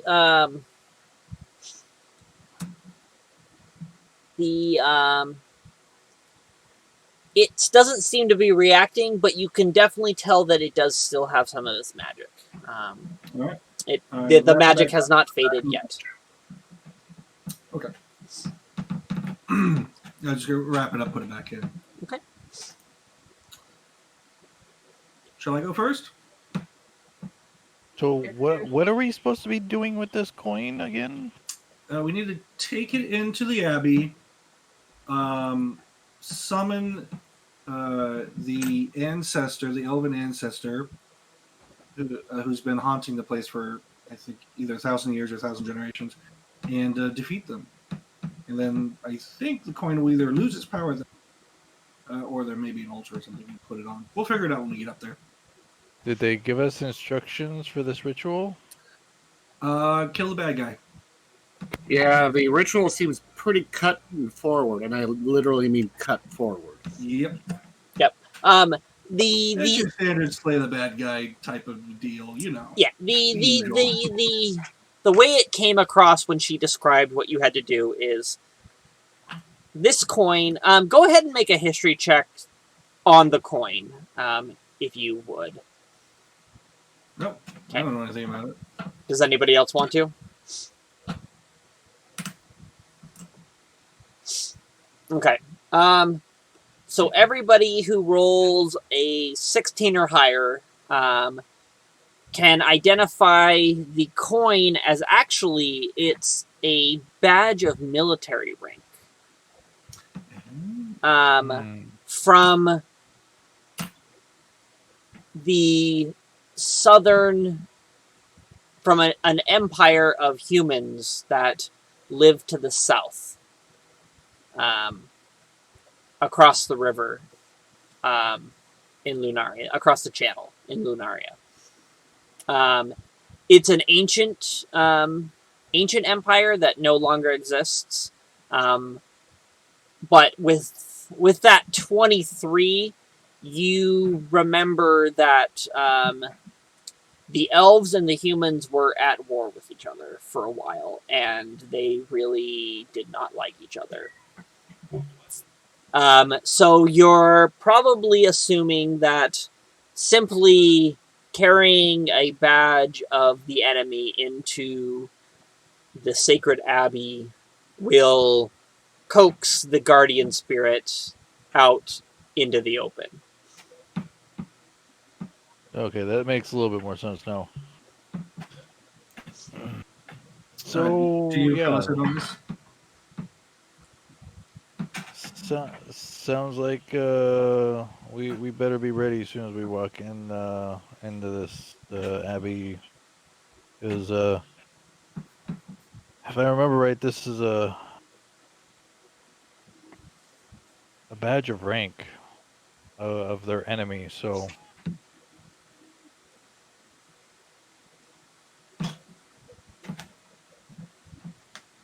All right. Best we always be on guard, especially in a dark place like this. Okay. Oh, it's dark. I don't see any difference. Grishnek just rolls his eyes and grunts. Okay. All right. Well, I will make my way towards the staircase. The tree. Okay. It takes probably about 20 minutes to climb the staircase. As you get near the top, the staircase begins to cut into the tree and turns into kind of like a tunnel, almost, as it enters into the core of the tree and continues upward. So everyone feel free to drop their tokens on the staircase in the middle of the tree.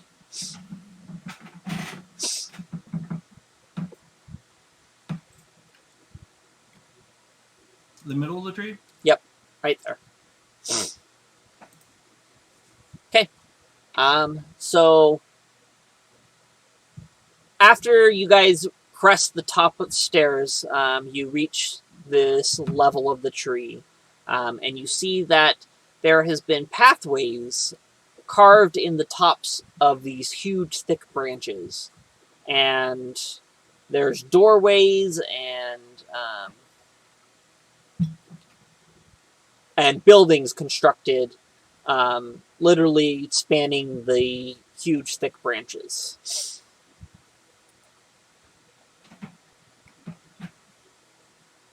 Okay. What are you guys doing? I will move forward a bit onto the main platform. Yeah, I'm gonna follow. Okay. Taking a look around, assessing the area, do I notice or see anything that would indicate that anybody is here, or that the place has been visited recently? Okay. Right. Is there any dust disturbed on the stairway? Okay, go ahead and make perception checks.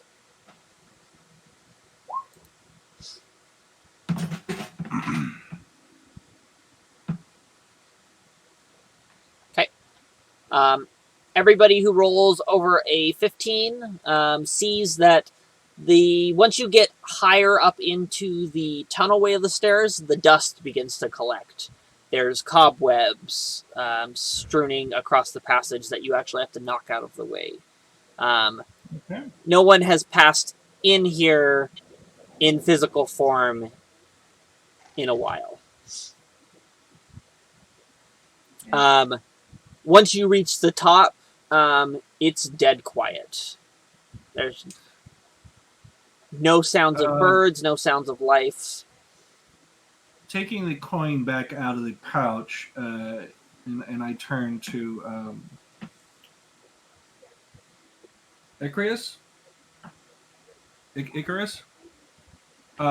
Icarus, yes. Mm-hmm. Yes. So, okay. Actually, taking a look at the coin, flipping around, it said it was a badge. Does it have a clasp or maybe a hole in the top or anything like that indicates it was attached somehow? It does have a little hole in the top where it could have been hung from a piece of leather. Okay.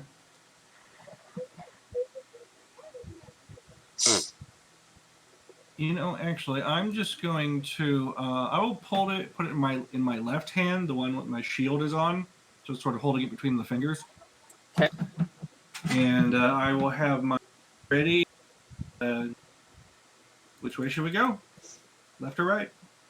So currently, where you guys stand, you are still inside the tree, but there is 2 openings to the north and south of you.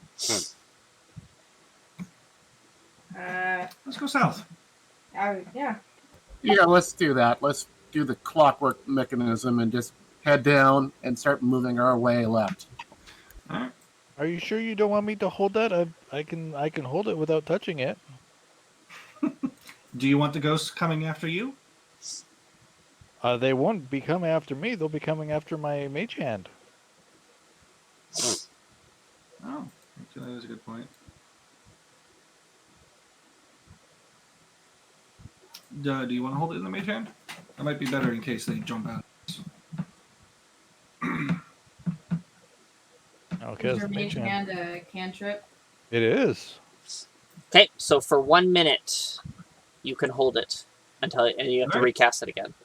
And I will will- recast it after 1 minute, catching it. I Okay. will put it in the mage hand. Okay. Let me find a token for it, just so we can keep track of it.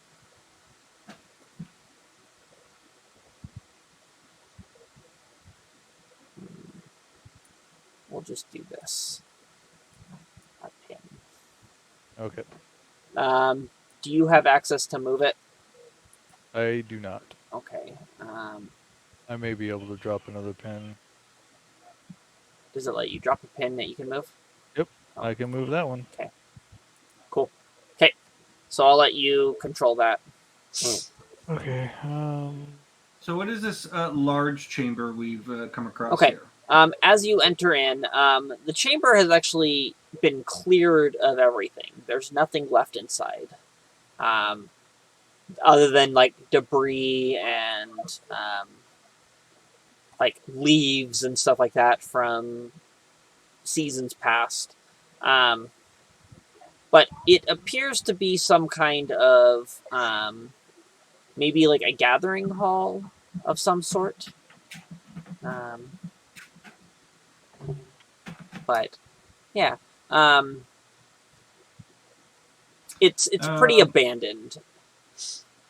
Icarus, why don't you wave your hand around there? Let's do it. Icarus, you want me to wave my hand around? Okay, I start waving at you. Yes, the mage hand. With the coin. Yes, with the coin. Make Okay. a quick lap in there. Okay, you want me to move it in? Okay. Try the center of the room. Oh, Towards one of those all pillars right. there. I gotta move up. How about there? Does anything happen?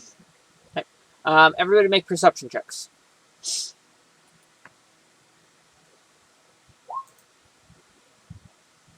Woohoo! 19. Okay, let me see something here. Sorry, my hand it's distracting.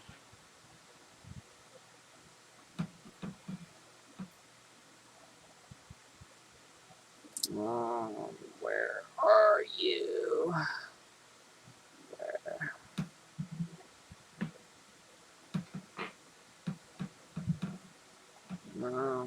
Okay. There we go.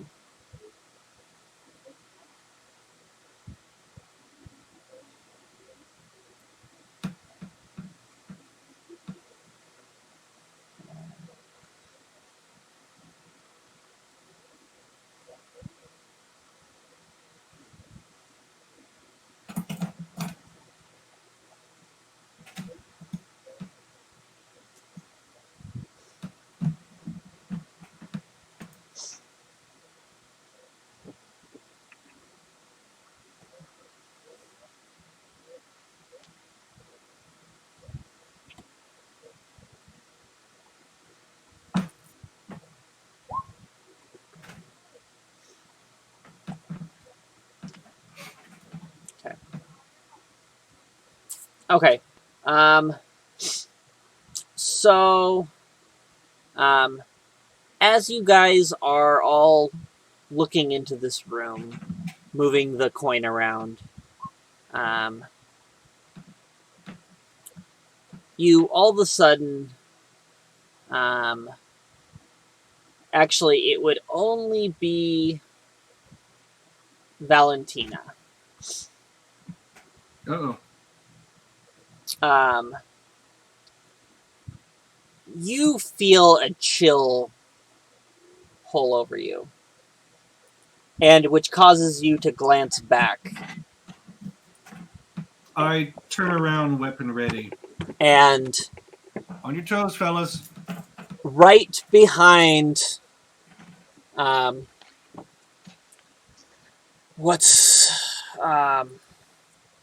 Ecris.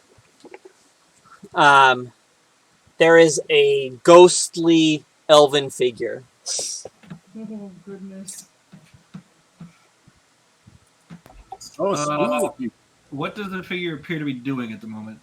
Give me just 1 second. I'm trying to.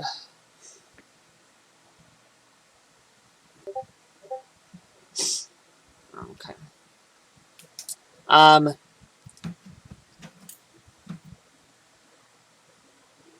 It appears to be raising a short sword above its head In an attack motion? in an attack motion. Duck! Where? And And you get hit. eesh.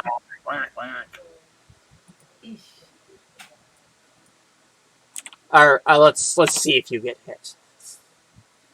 Who, me? No, Icarus. Igris. Does a 20 hit you?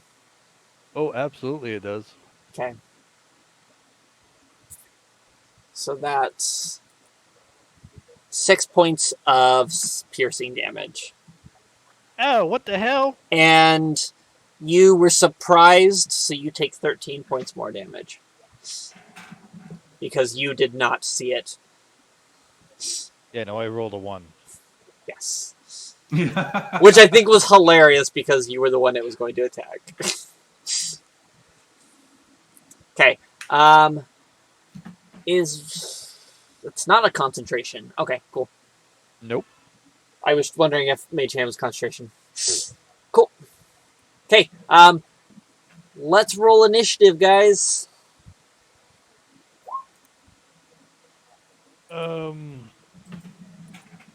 So, do I get a reaction since I was hit or no?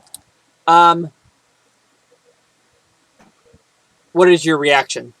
Are you doing Hellish Rebuke? Hellish Rebuke? You can do that as a reaction because you were attacked, yes. Because that's when you can react, right? Like that one? Right. Yep. So yes, you can.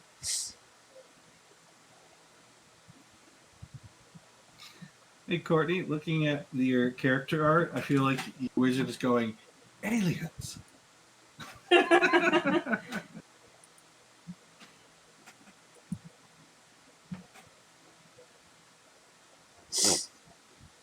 Okay, I will just use... No, we are missing somebody on the initiative. Yeah, it's me.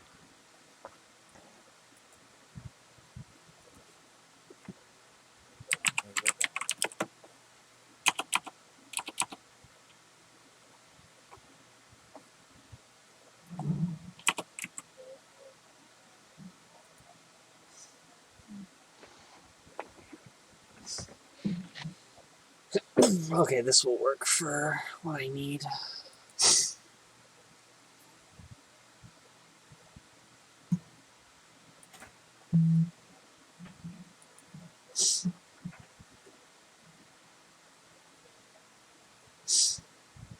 Okay, and then there is also something else. Let me figure this out real quick.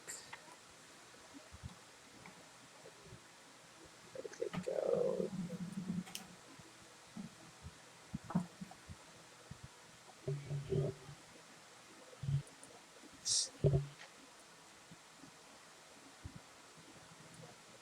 How many of you are using melee weapons? I do have a heavy crossbow, but I rely on my glaive. I try I not can- to use any weapons. I try to use my spells. I can actually create a melee weapon. I can create a shadow sword. That would actually work, I think. That's what I'm planning on doing. Okay. Cool. So let me get this. And I have it prepared. Wow. I have a little something I think you all enjoy.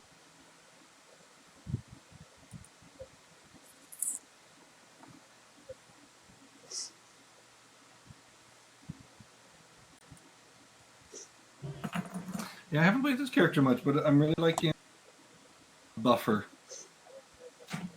Yeah. As a support cleric rather than a straight healing cleric. Yeah.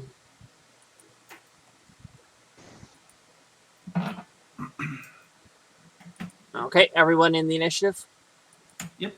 Okay. Yep.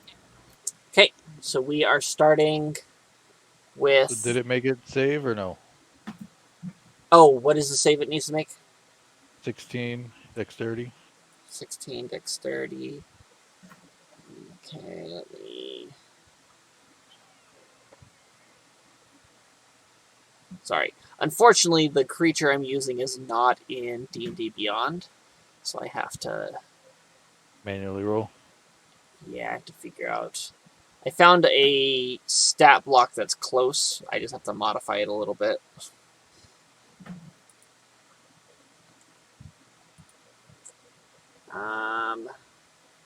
It got a 17. Okay, takes half damage then. Okay. And what type of damage is it? Fire? Yep. Okay. How much damage? 29. So it was 29 halved. Okay. Cool. Let me figure this out here. Come on. Oh, that is why. Ha. Ha ha ha. I know why. Okay.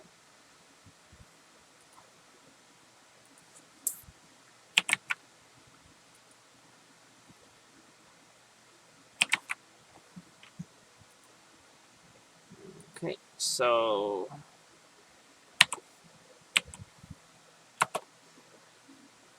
Okay. It definitely...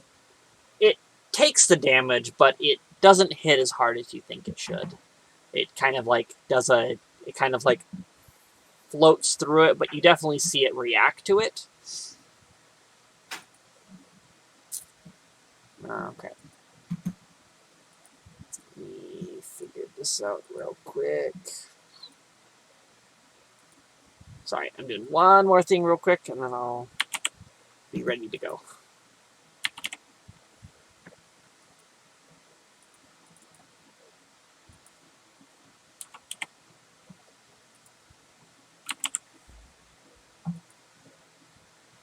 Okay, cool. So it takes its damage, and then it is now Reno. No. So Going to step in. Going to attack with a rapier with advantage for flanking. oh,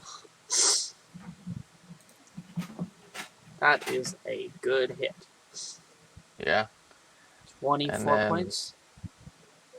Yep. And then offhand short sword.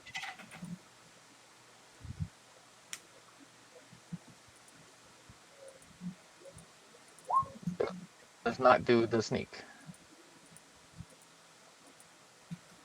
So does a 16 hit 16 will hit. Yes, for 6. for 6. Yep. Your short sword does not seem to have as much sting as your rapier does. Yes. Okay. And then I will take a step back. It will make an opportunity attack against you. Actually, nope. Not get one. You're a swashbuckler. That's right. I forgot. I just remembered. Okay. Valentina. All right. I will cast Crusader's Mantle. Oops, sorry. Why is that not? That's the button I want. Crusader's Mantle. So everyone in a 30 round gets to add a 1d4 radiant damage to their weapon attacks. Ooh. Nice. Nice. And then I will move up next to it. And actually, yeah, I'll move there. And then, so casting the spell took my action, but I have, as a war priest, I can use my bonus act, use a bonus act to make a regular attack. So I will do that with my +1 mace. And do I have flanking on it? I will say not at this moment, Okay. because, whew, 28 and it's a crit. Whew. Woohoo! So 8 damage. Plus the radiant for the Crusader Mantle. Okay. So 2 points of additional radiant damage to it. Okay. There we go. Okay. Is that everything? That's it for me. Okay. Warlock. Ecrius. So at this point, I was just hit. I did my reaction. I am disengaging and running the hell away. Okay. 30. And that's my turn. Okay. Okay.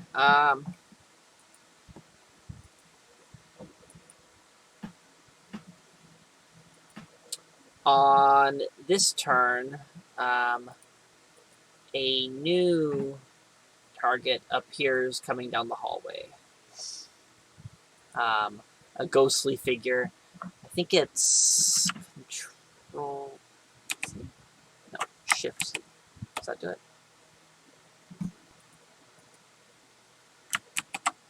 No, that's undo.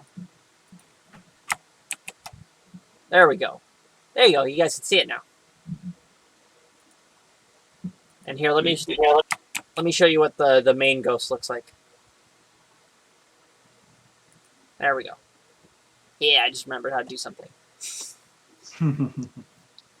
Okay.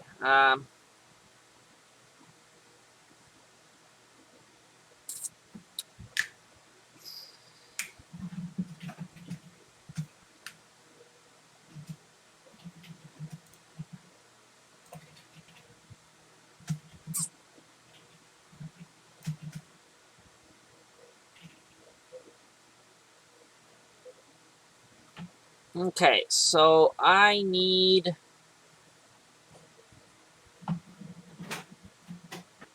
My Crusader's Mantle only lasts 1 minute, so I'm tracking how much turns it's been. Okay, perfect. I need Sarnon and Grimschnack, as well as Ecrius to make wisdom saves. Oh, hell yeah. Okay. And it's Grishnak, not Grimsmack. Grishnak, sorry. It's like Grimsmack. It's all like, oh, yeah, but you're so Grimsmack. Oh, no. Sorry. Okay, yeah, no, you all make it. You're fine. Sorry. Okay. Wisdom save. Yep. Nobody else needs to make it though, right now. It's for the as this other ghost comes down the hallway. And we are now on to this one's turn. Jet. And it's gonna fly up and make an attack against Grishnak. I don't. And 11 will not hit. I assume. Nope, doesn't hit. Okay.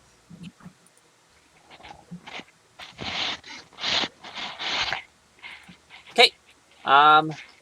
And that is the end of their turn. Grishnak.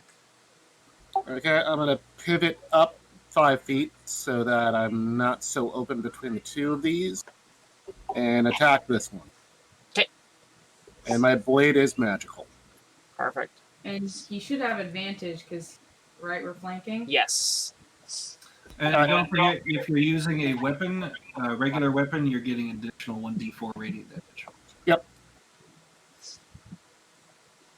So 23 for the first and a crit for the second. Yep. Nice.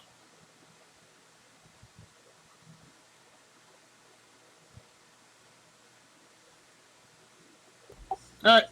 I'm laying on that much damage with my ancient blade. Okay.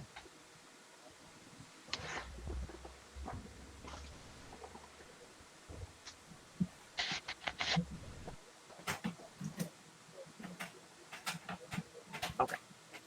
That is...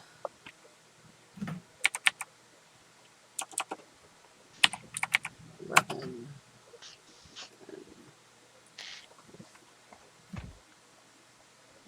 Yes.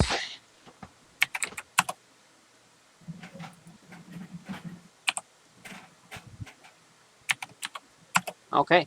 It definitely did not like that. Oh, there's actually more damage. Sorry. It did not like that at all. Okay. Oh, he glares it down with his one good eye. Okay. The big ghost in the middle's turn. It's going to make 2 short sword attacks against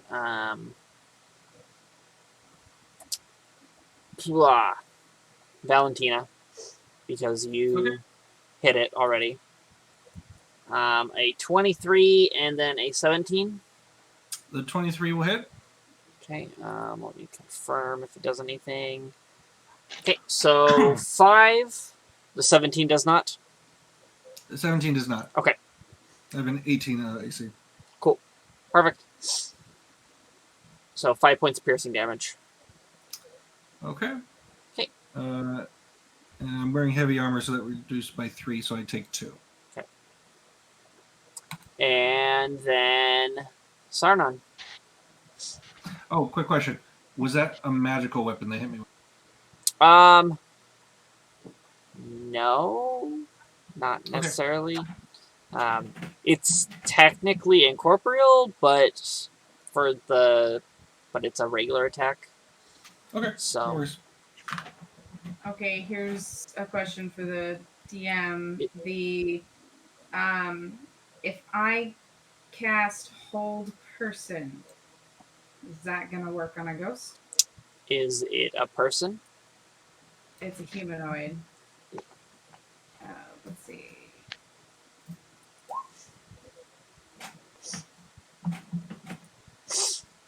So I will leave it up to your discretion. Make a.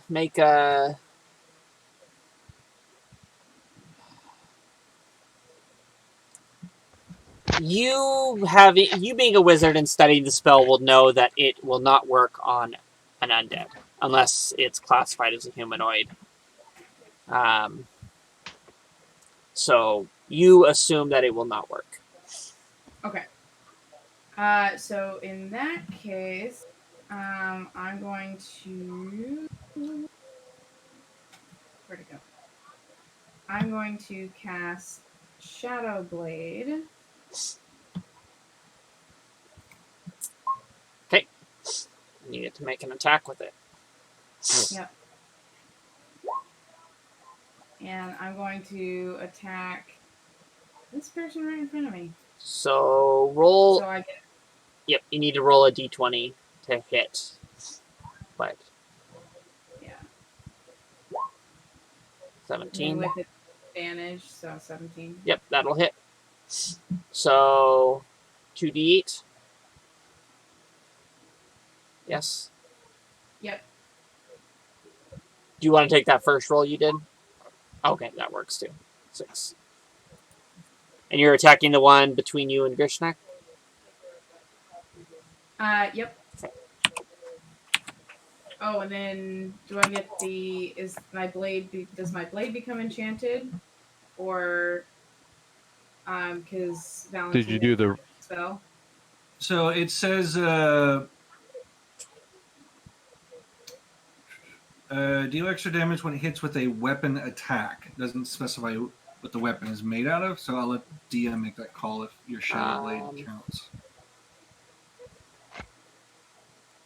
Yep, it counts as a simple melee weapon, which you are proficient. Okay. Alright. So Then you get an additional 1d4 radiant. okay,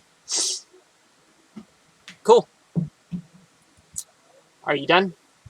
Yep. Okay, it's off to I believe it's Reno. Reno, step into flanking position. Nice. Stab with a rapier. Okay, And then that would also do a sneak attack d4. plus a Well, d4. sneak attack already.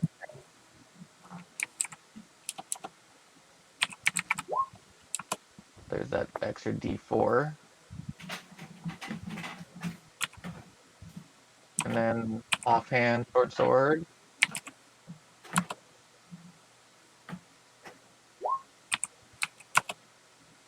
For 1 point plus the d4.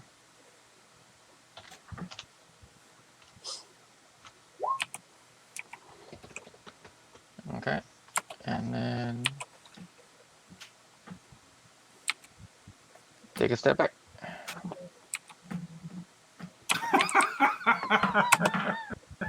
Yep. You know, I don't get the flanking bonus if you're not. No, you only get the flanking bonus if I'm here. That's what he's saying. Yeah. Oh, best, yeah. Okay, I will risk it for you. I will risk it for you. Okay, Valentina. All right. Yeah, I will take my action and do a mace attack, melee. Flanking. Boom, 20 for 8, and then additional 1 point on top of that. Yippee. How does it look? It definitely seems like it's taking damage, and it seems to be wavering in its corporeal form.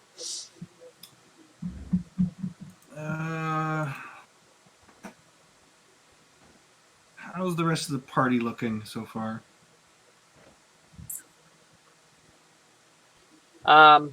Everyone else? Yeah. Has anybody taken any damage? Yeah, I took half myself. Oh yeah, when you got shanked. Yeah. I'm fine right now, so I'm good. Okay. That will be it for turn. That will be all I do. Actually, I will. Let me take a 5-foot move there, and that'll be my turn. Okay. Okay. You're done, and Yep, it is now Ecrius. All right. So closest one. Is Got hit. this one here? Yep. Yep. Okay. Boom. He dissipates as you hit it with your blast of Eldritch Energy. Good on you. Nice. Ooh. Do you want to throw so your second attack at did- someone else? Question. Point of order. So did I reduce its health to 0? You did.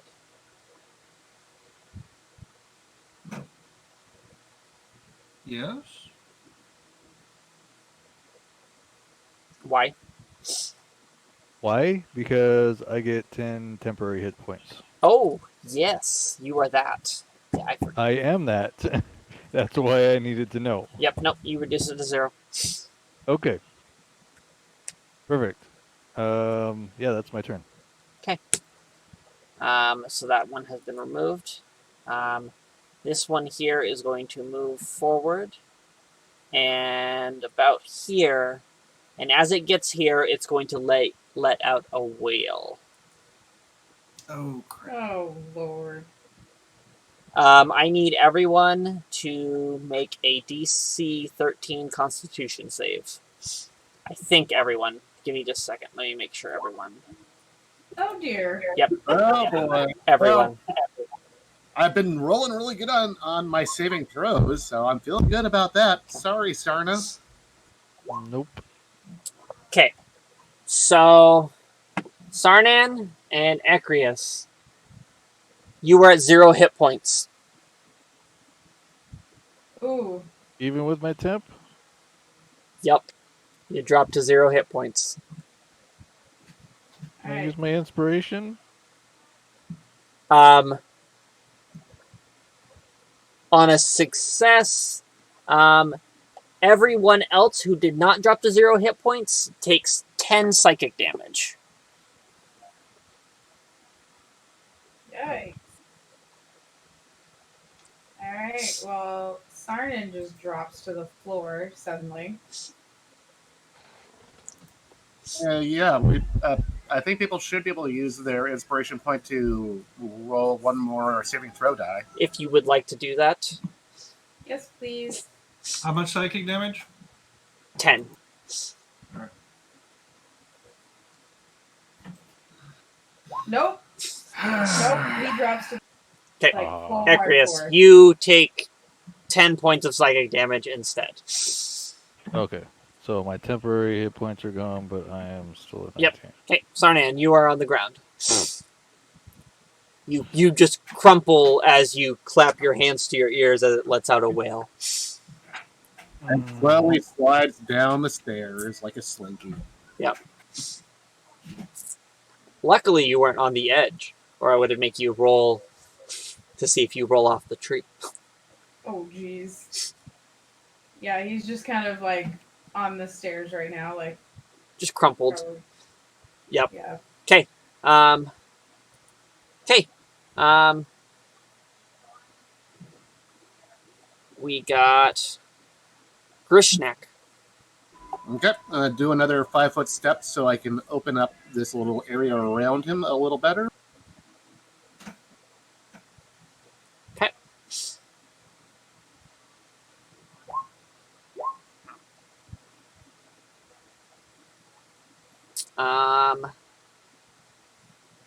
You do not have flanking, so 1 hits. Okay, I'm gonna roll damage, and I'm going to burn my action surge and make another 2 attack. Okay. So 12. Oh, I need that. Oh, another crit. Make sure you roll the radiant on. I was about to. And does a 14 hit? 14. Give me just a second. That's in that gray area where I don't remember. 14 will hit. Yes.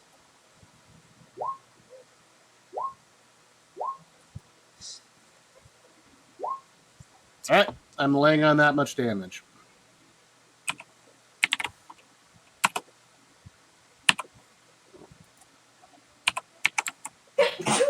Bless you. Okay. It's not looking too good, but it's still floating.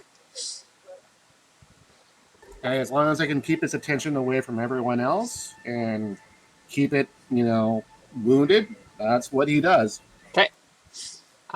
It is now back to the main one, who is going to make 2 short sword attacks.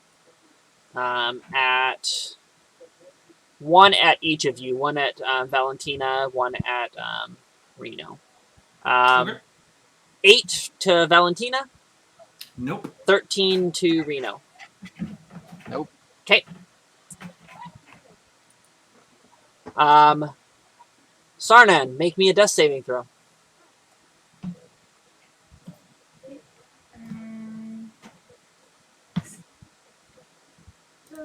Okay, you pass 1 save. Huzzah. Good job. He just twitches on the ground. Greeno. Reno will step there. Stabby some more. Okay. Ooh. Yep.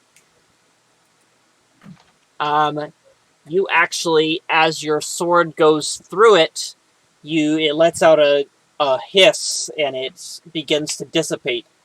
And you watch as its body begins to turn into a mist and be pulled in the direction of where the coin was last. Okay. Ecrius, you will see a stream of mist being pulled towards the coin. Oh no! Oh no! Oh no! Okay. Valentina, Oh, okay. you can turn around and see the same thing. Oh, can Alright. I finish my turn? Oh, yeah, sure. I'll take the rest of my movement to here, and I will short sword that one. Okay.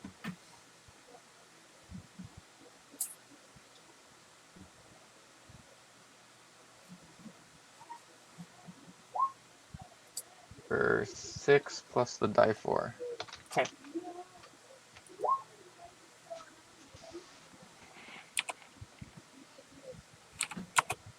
And this one vanishes as you slash it with the radiant damage bursts through it and it bursts. All right. Okay. On my turn, I'm going to take a step over and spare the dying. Okay. On Grishnak? Or you mean Sarnan? No, not me. Sarnan? Me? So, That- who's on the ground? Sarnan. Me. Sarnan. Okay, Sarnan. I touch Oh, your I'm fine. I just have a headache from the screaming in my face. Okay, I thought. Okay, no, I forgot who went down. All right, so I'll touch you. Spare the dying. You automatically stabilize at 0 hit points. Okay, you've passed all your saves. You are now stable. So what is happening with the coin now? So at this point, we'll just go out of initiative. The mist of the ghost, you see the ghost is trying to coalesce and keep themselves in this plane as they're pulled towards the coin. The dark energy on the coin begins to envelop the ghost as they collide and swirl, and then all of a sudden it winks and is gone. The coin is still there, but the dark shade over it has vanished.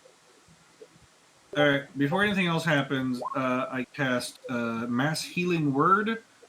Everybody gets a little bit of healing. 6 points of healing. If you need it. Thank you. And did anyone else get like a Ghostbusters vibe there, like a ghost trap and trying to escape? A little bit. Okay. Yeah. You guys beat the ghost. You completed your mission. Grishnak, just because he's kind of paranoid, is keeping an eye towards where the other ghost came from. Okay. Down here, while everyone else kind of takes care of the coin and all this shit. Yeah, this is a pretty big place. Yeah. But to the coin, I go up and I inspect it. Does it appear to be perfectly normal now? It appears to just be a regular coin now. All right. The magic that you could sense on it before is gone, and that dark shade that was over it has vanished, and it looks to just be a iron coin now. All right. I think we're good here with the coin, at least. I think we are too, as he Sarnan kind of sits up and goes, my head hurts. Well, I trust it on you, fellas. You have a better understanding of this, but do we want to look further into this area? I know that time is of essence, though. Do you need more healing? I'll be fine for now. All right. Sarnan, you get another 8. Does anybody else need a little healing? No. I'm like 4 down, so I'm fine. Okay. Okay. Well, I believe time is of the essence. Return to the elf. Should we take a rest before we leave, or Do you want to rest up here or down below in the ruins? and we need someplace secure. Well, let's see if we can find a small chamber with a door around here. Well, that might only do so much. The things we've seen so far seem incorporeal, and doors I don't think will mess with them much. Very true.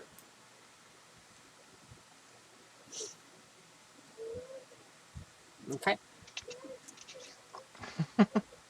So this first chamber that you come to here just appears to be what used to be like a storage chamber. There's old empty shelves, and everything's spewing about, with not much on them. There might be some old dilapidated blankets and other bits of cloth, but nothing. Maybe what once was acolyte robes. Okay.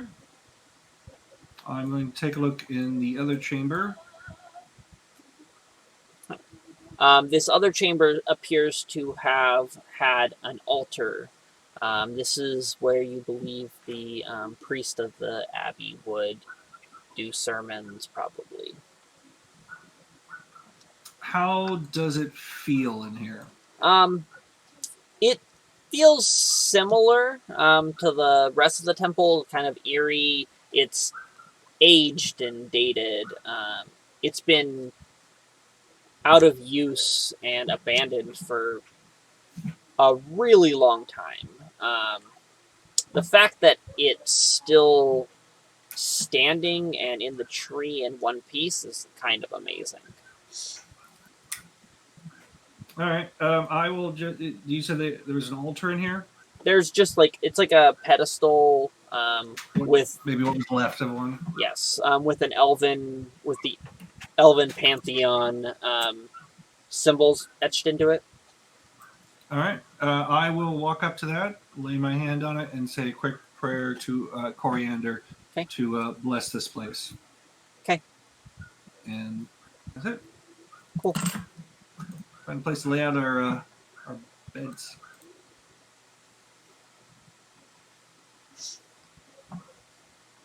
This chamber and the storage room both have doors on them that could be barricaded. If you were looking to barricade yourself in. Just in case there's any animals around. Maybe not have them drop in on us. Okay. But this is a pretty big place. We shouldn't fall off the treetop up here if we stay in this room. What are you talking animal? Things that climb trees. Oh, Climb trees. Giant spiders? Yes, those two. Yeah, things like that. Oh, things that eat us. Yes. Things that go bump in the night. I will go ahead and wrap up. Okay. And put it back in my pouch. Okay. So you guys have you guys get a full night's rest now. Woohoo! And yeah, that's basically the adventure. All that's left is to travel back and get paid. Oh, I did forget. When the ghost died, they did drop a bow. There was a bow that was left behind. I did forget about that. Nice. It is a very unique bow, and it is definitely magical. You can tell just by looking at it. Short bow, long bow, crossbow. Rangers, per se. Is I it think short bow, things- long bow, crossbow? It's Yeah, a long bow. Long bow. I want to give it to me and the more martial character out of all of us. Yeah, that's fine. I've already got a magical weapon as well, so I can pass on this. Yep. Unless anyone has any problems, Grishnak will pick it up and kind of get a feel for it. Yeah, nope, Okay. not a problem. I am trying to find the book that it's in.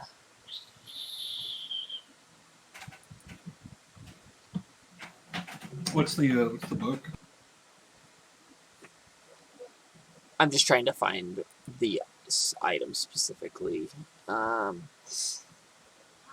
So I take it Sarnan's sleeping way, way outside the altar room where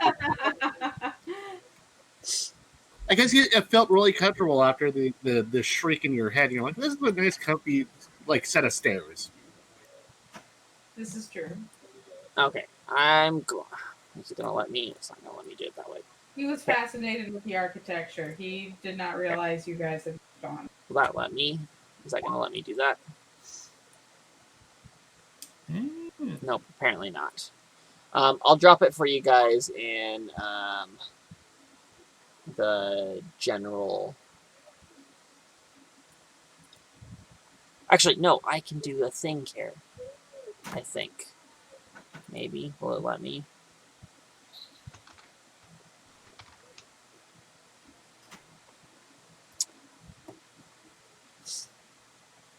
Sweet.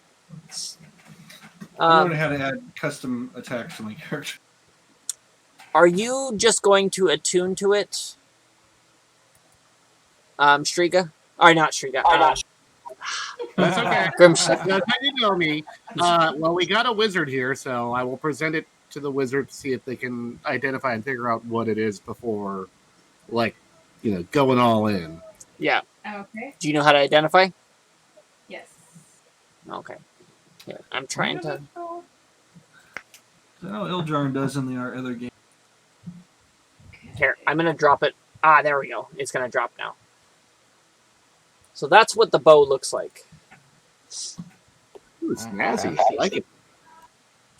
Shift Z. Is that gonna? There we go. Nice. So that's what the bow looks like when it drops. Okay. So you're casting Identify?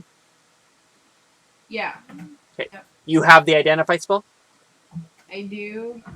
Give me a... Okay, and you can cast it as a ritual, so you don't have to use a spell slot. Yeah. Okay, I'll just share the whole stat block. I'm gonna cast because I don't have it prepared. Okay, as a ritual. Yeah, I'll cast it as a ritual. Oh, it's a short bow. My bad. Wonderful. I was about to ask you, where's the short bow version? It is a short bow.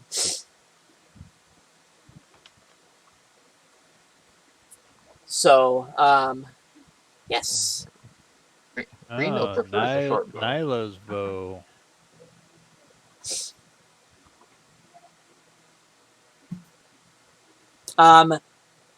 Make a religion check. Make a religion check. Any of us or anybody? If you once Sarnon's talking about the bow, I just want to know if anybody recognizes. One of my proficient skills, and I still rolled a 7.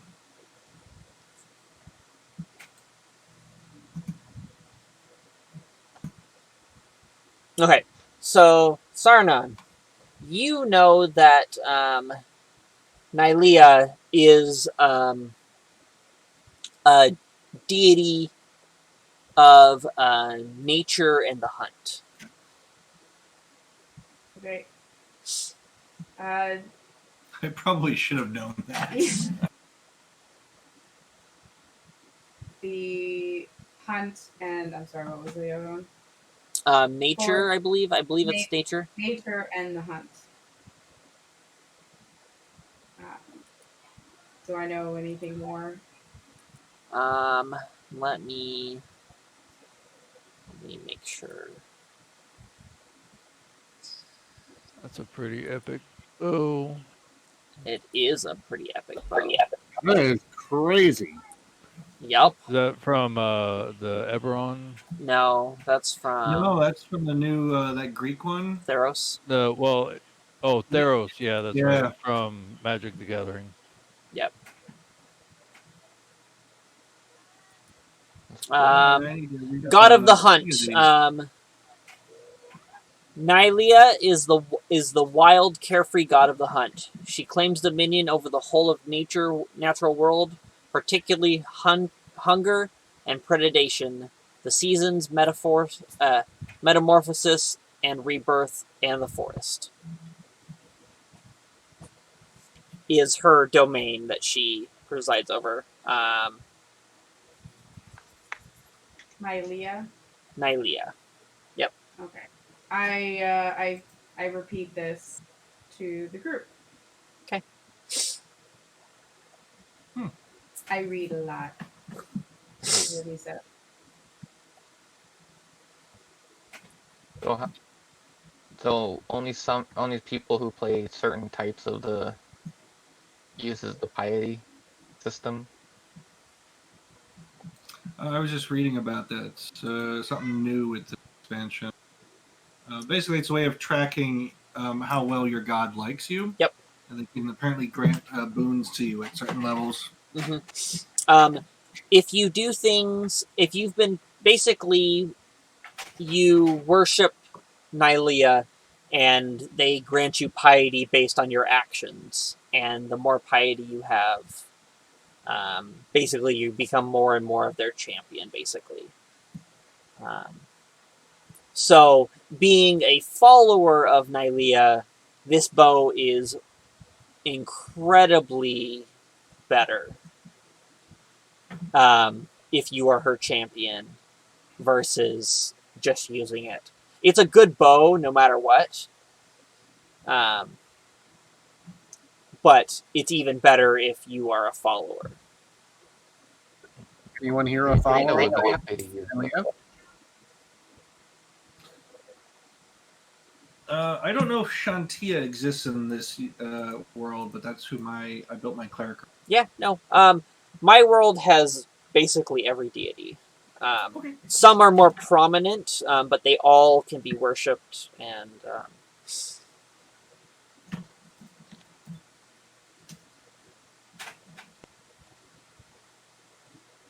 So, yeah, as a short bow, would use it very efficiently. I'm fine with it since it's being a short bow. If you want to use it, go ahead. okay, I'm much more of a right up front. I mean, I keep a range just in case, but if you think you'll make better use of it, go for it. I have no interest in it because in order to unlock its full potential, I would have to change deities, and I'm not interested in that. yeah, I assume you probably wouldn't be. Okay, cool. So you guys had your long rest. You awaken the next morning, and I assume you begin your journey back. Yep. Okay. Yep.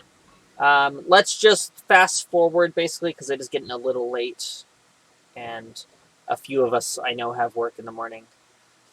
Yep. So you guys travel for 2 days and wind up back in Malacha, the Elven city, where you go and meet up with your contact. I don't remember her name. Let me find her name real quick. Ilani. Ilani. That's probably right. You took notes, didn't you? I did take notes. Good for you. Yeah, I will seek her out and greet her, and I will pull out the coin and unwrap it, let her know that the Abbey has been cleansed. She'll thank you, and she will provide you all with about 600 gold that you guys can divide up how you see fit. We get how much gold? Hold on, I'm pulling up the calculator. I think it's 125 each with 5 people. 600 divided by 5 is 120 each. 120 Oh. each. Reno's good. He's got new toy. You don't want your share? No. I got Okay. new toy. 600 divided by 4 is 150 each.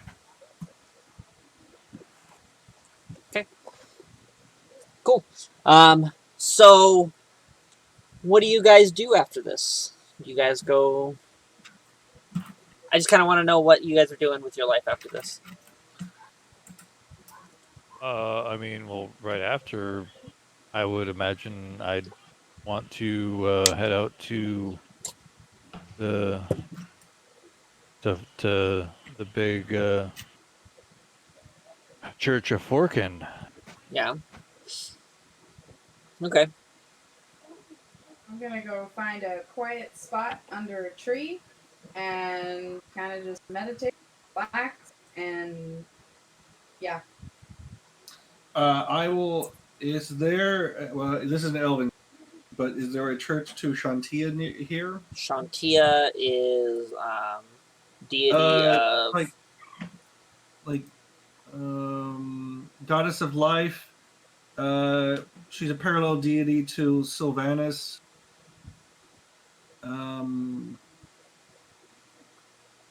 She's like a Mother Nature type deity. Okay. There were probably farmers, gardeners. There probably actually would be. It would probably be a smaller one, like a little, just like an altar set up at the base of a tree somewhere. Okay. I will go make a small offering there. Okay.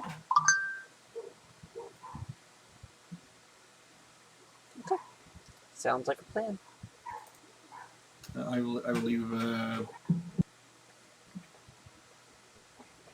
I'll leave a couple gold there at the altar as an offering. Okay. What would? Okay, I'm gonna go one by one. What would Valentina want to do with the rest, like in the future? What is her goals? Well, being a and a follower of Shantia, my kind of goal in life is to partially to explore the world, but also to look for things that kind of go against nature. Ghosts would be one of those kind of things. Ghosts, undead. Being as Shantia is a goddess of nature, I would look for things that pervert or destroy nature and try to seek those out. So Okay. I will take a short rest here in the city, but then I will see if I can find more news of things that may need my attention, either here or elsewhere. Okay. Sounds good. How about who's next? Ecrius. You said you were going to go back to Forkin Fields? Yep. Okay. Reno? Well, Reno would go up to Sarnon and go, You smart, let's go find more adventure. Where are we going? Okay. Sarnan, where are you going?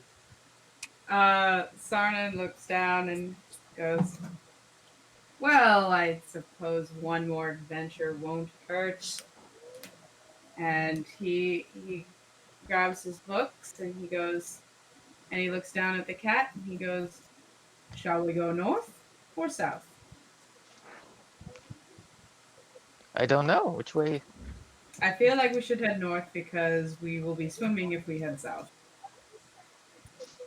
Well, there's a lot more continents and land south, but Yeah, we're basically at the top of the map. Oh, yeah. if you zoom all the way out, you can see the whole world map. There we go. He looks down and he goes, south it is. Let's go. You know that you can get a ship from, I believe it's Jade Leaf. Is that the name of it? Okay. Jade Leaf, and you can basically get passage to Blueville and from there you can book passage to basically anywhere in the world. Okay, so Sarnan and Reno are going to be traveling adventurers. Okay. A wizard and a rogue. What could possibly go wrong? Is Valentina going along with them, Um, or is Valentina going off on their own? No, I'm open to whatever. It was a good meetup. I kind of randomly, but no, if they'll have me, I will travel with them for a time. Okay. And see what happens. Grishnak? As they leave that area, he's leaned against like one of the tree housing areas and just, slinging his blade, and he just looks between them. He's like, "You guys won't last more than a few days without a good blade master like me along, and you know it. And also, Reno, you owe me for letting you have the bow." So, okay. Without even looking back at him, a coin purse flies through the air right at him. Do you need me to make a reaction check or anything? You can. Go ahead and make a dexterity save. Nice. Yep, no. Perfect. You just snatch it out of the air. And he'll walk right up to Reno and then hand it back to him. It's all like, no. It's not going to be that easy or quick. But it's okay. I have a feeling that we've got a long time ahead of us. Okay. Okay.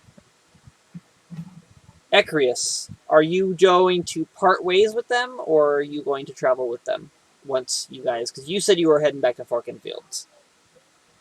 Yeah, I was heading to Forkham Fields to see what adventures I might find there. Okay. You could always direct them to Forkin Fields again, because that's where you guys picked up this mission originally. And you could enjoy more glorious baked breads coated in delicious honey and wonderful meads that the city produces. Being the god of bakery artisans and bread, Forkin Fields is a glorious, glorious city of bread. And they have a wonderful, wonderful bee farm that they use to produce all their mead and fertilize all their wheat fields. I do like mead. Trust me, there's lots of it, and it's very good. Valentina would not mind fields.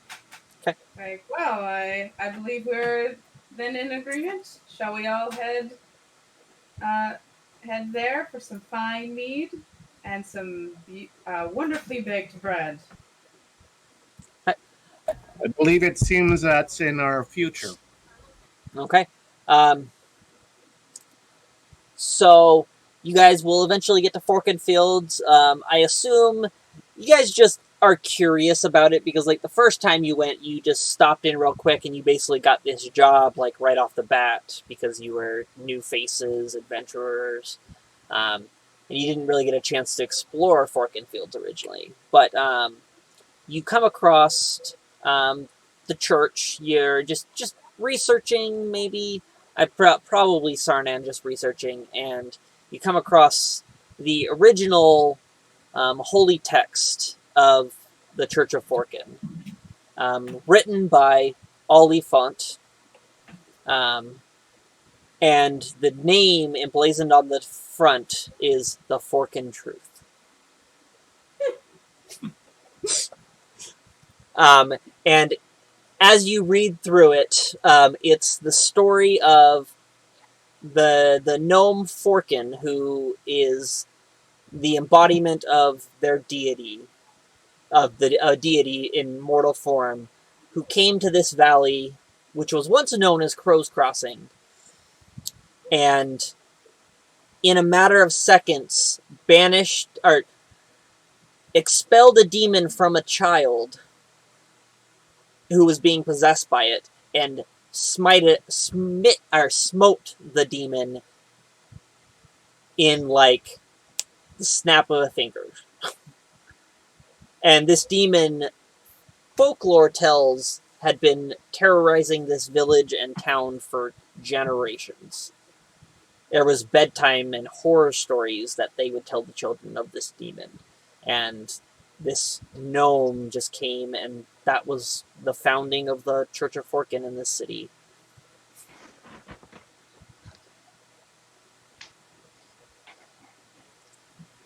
Sorry, I just wanted to give some lore about the world. Sorry. No worries. That was cool. He's like a pretty interesting guy. Yep. Last you heard, Forkin is still alive, but not currently in Forkin Fields. But that was, you understand, about 100 years ago. Cool. Okay. Groovy. I guess we will call it there, guys. All right. Thanks for playing. That's fun. That's blast.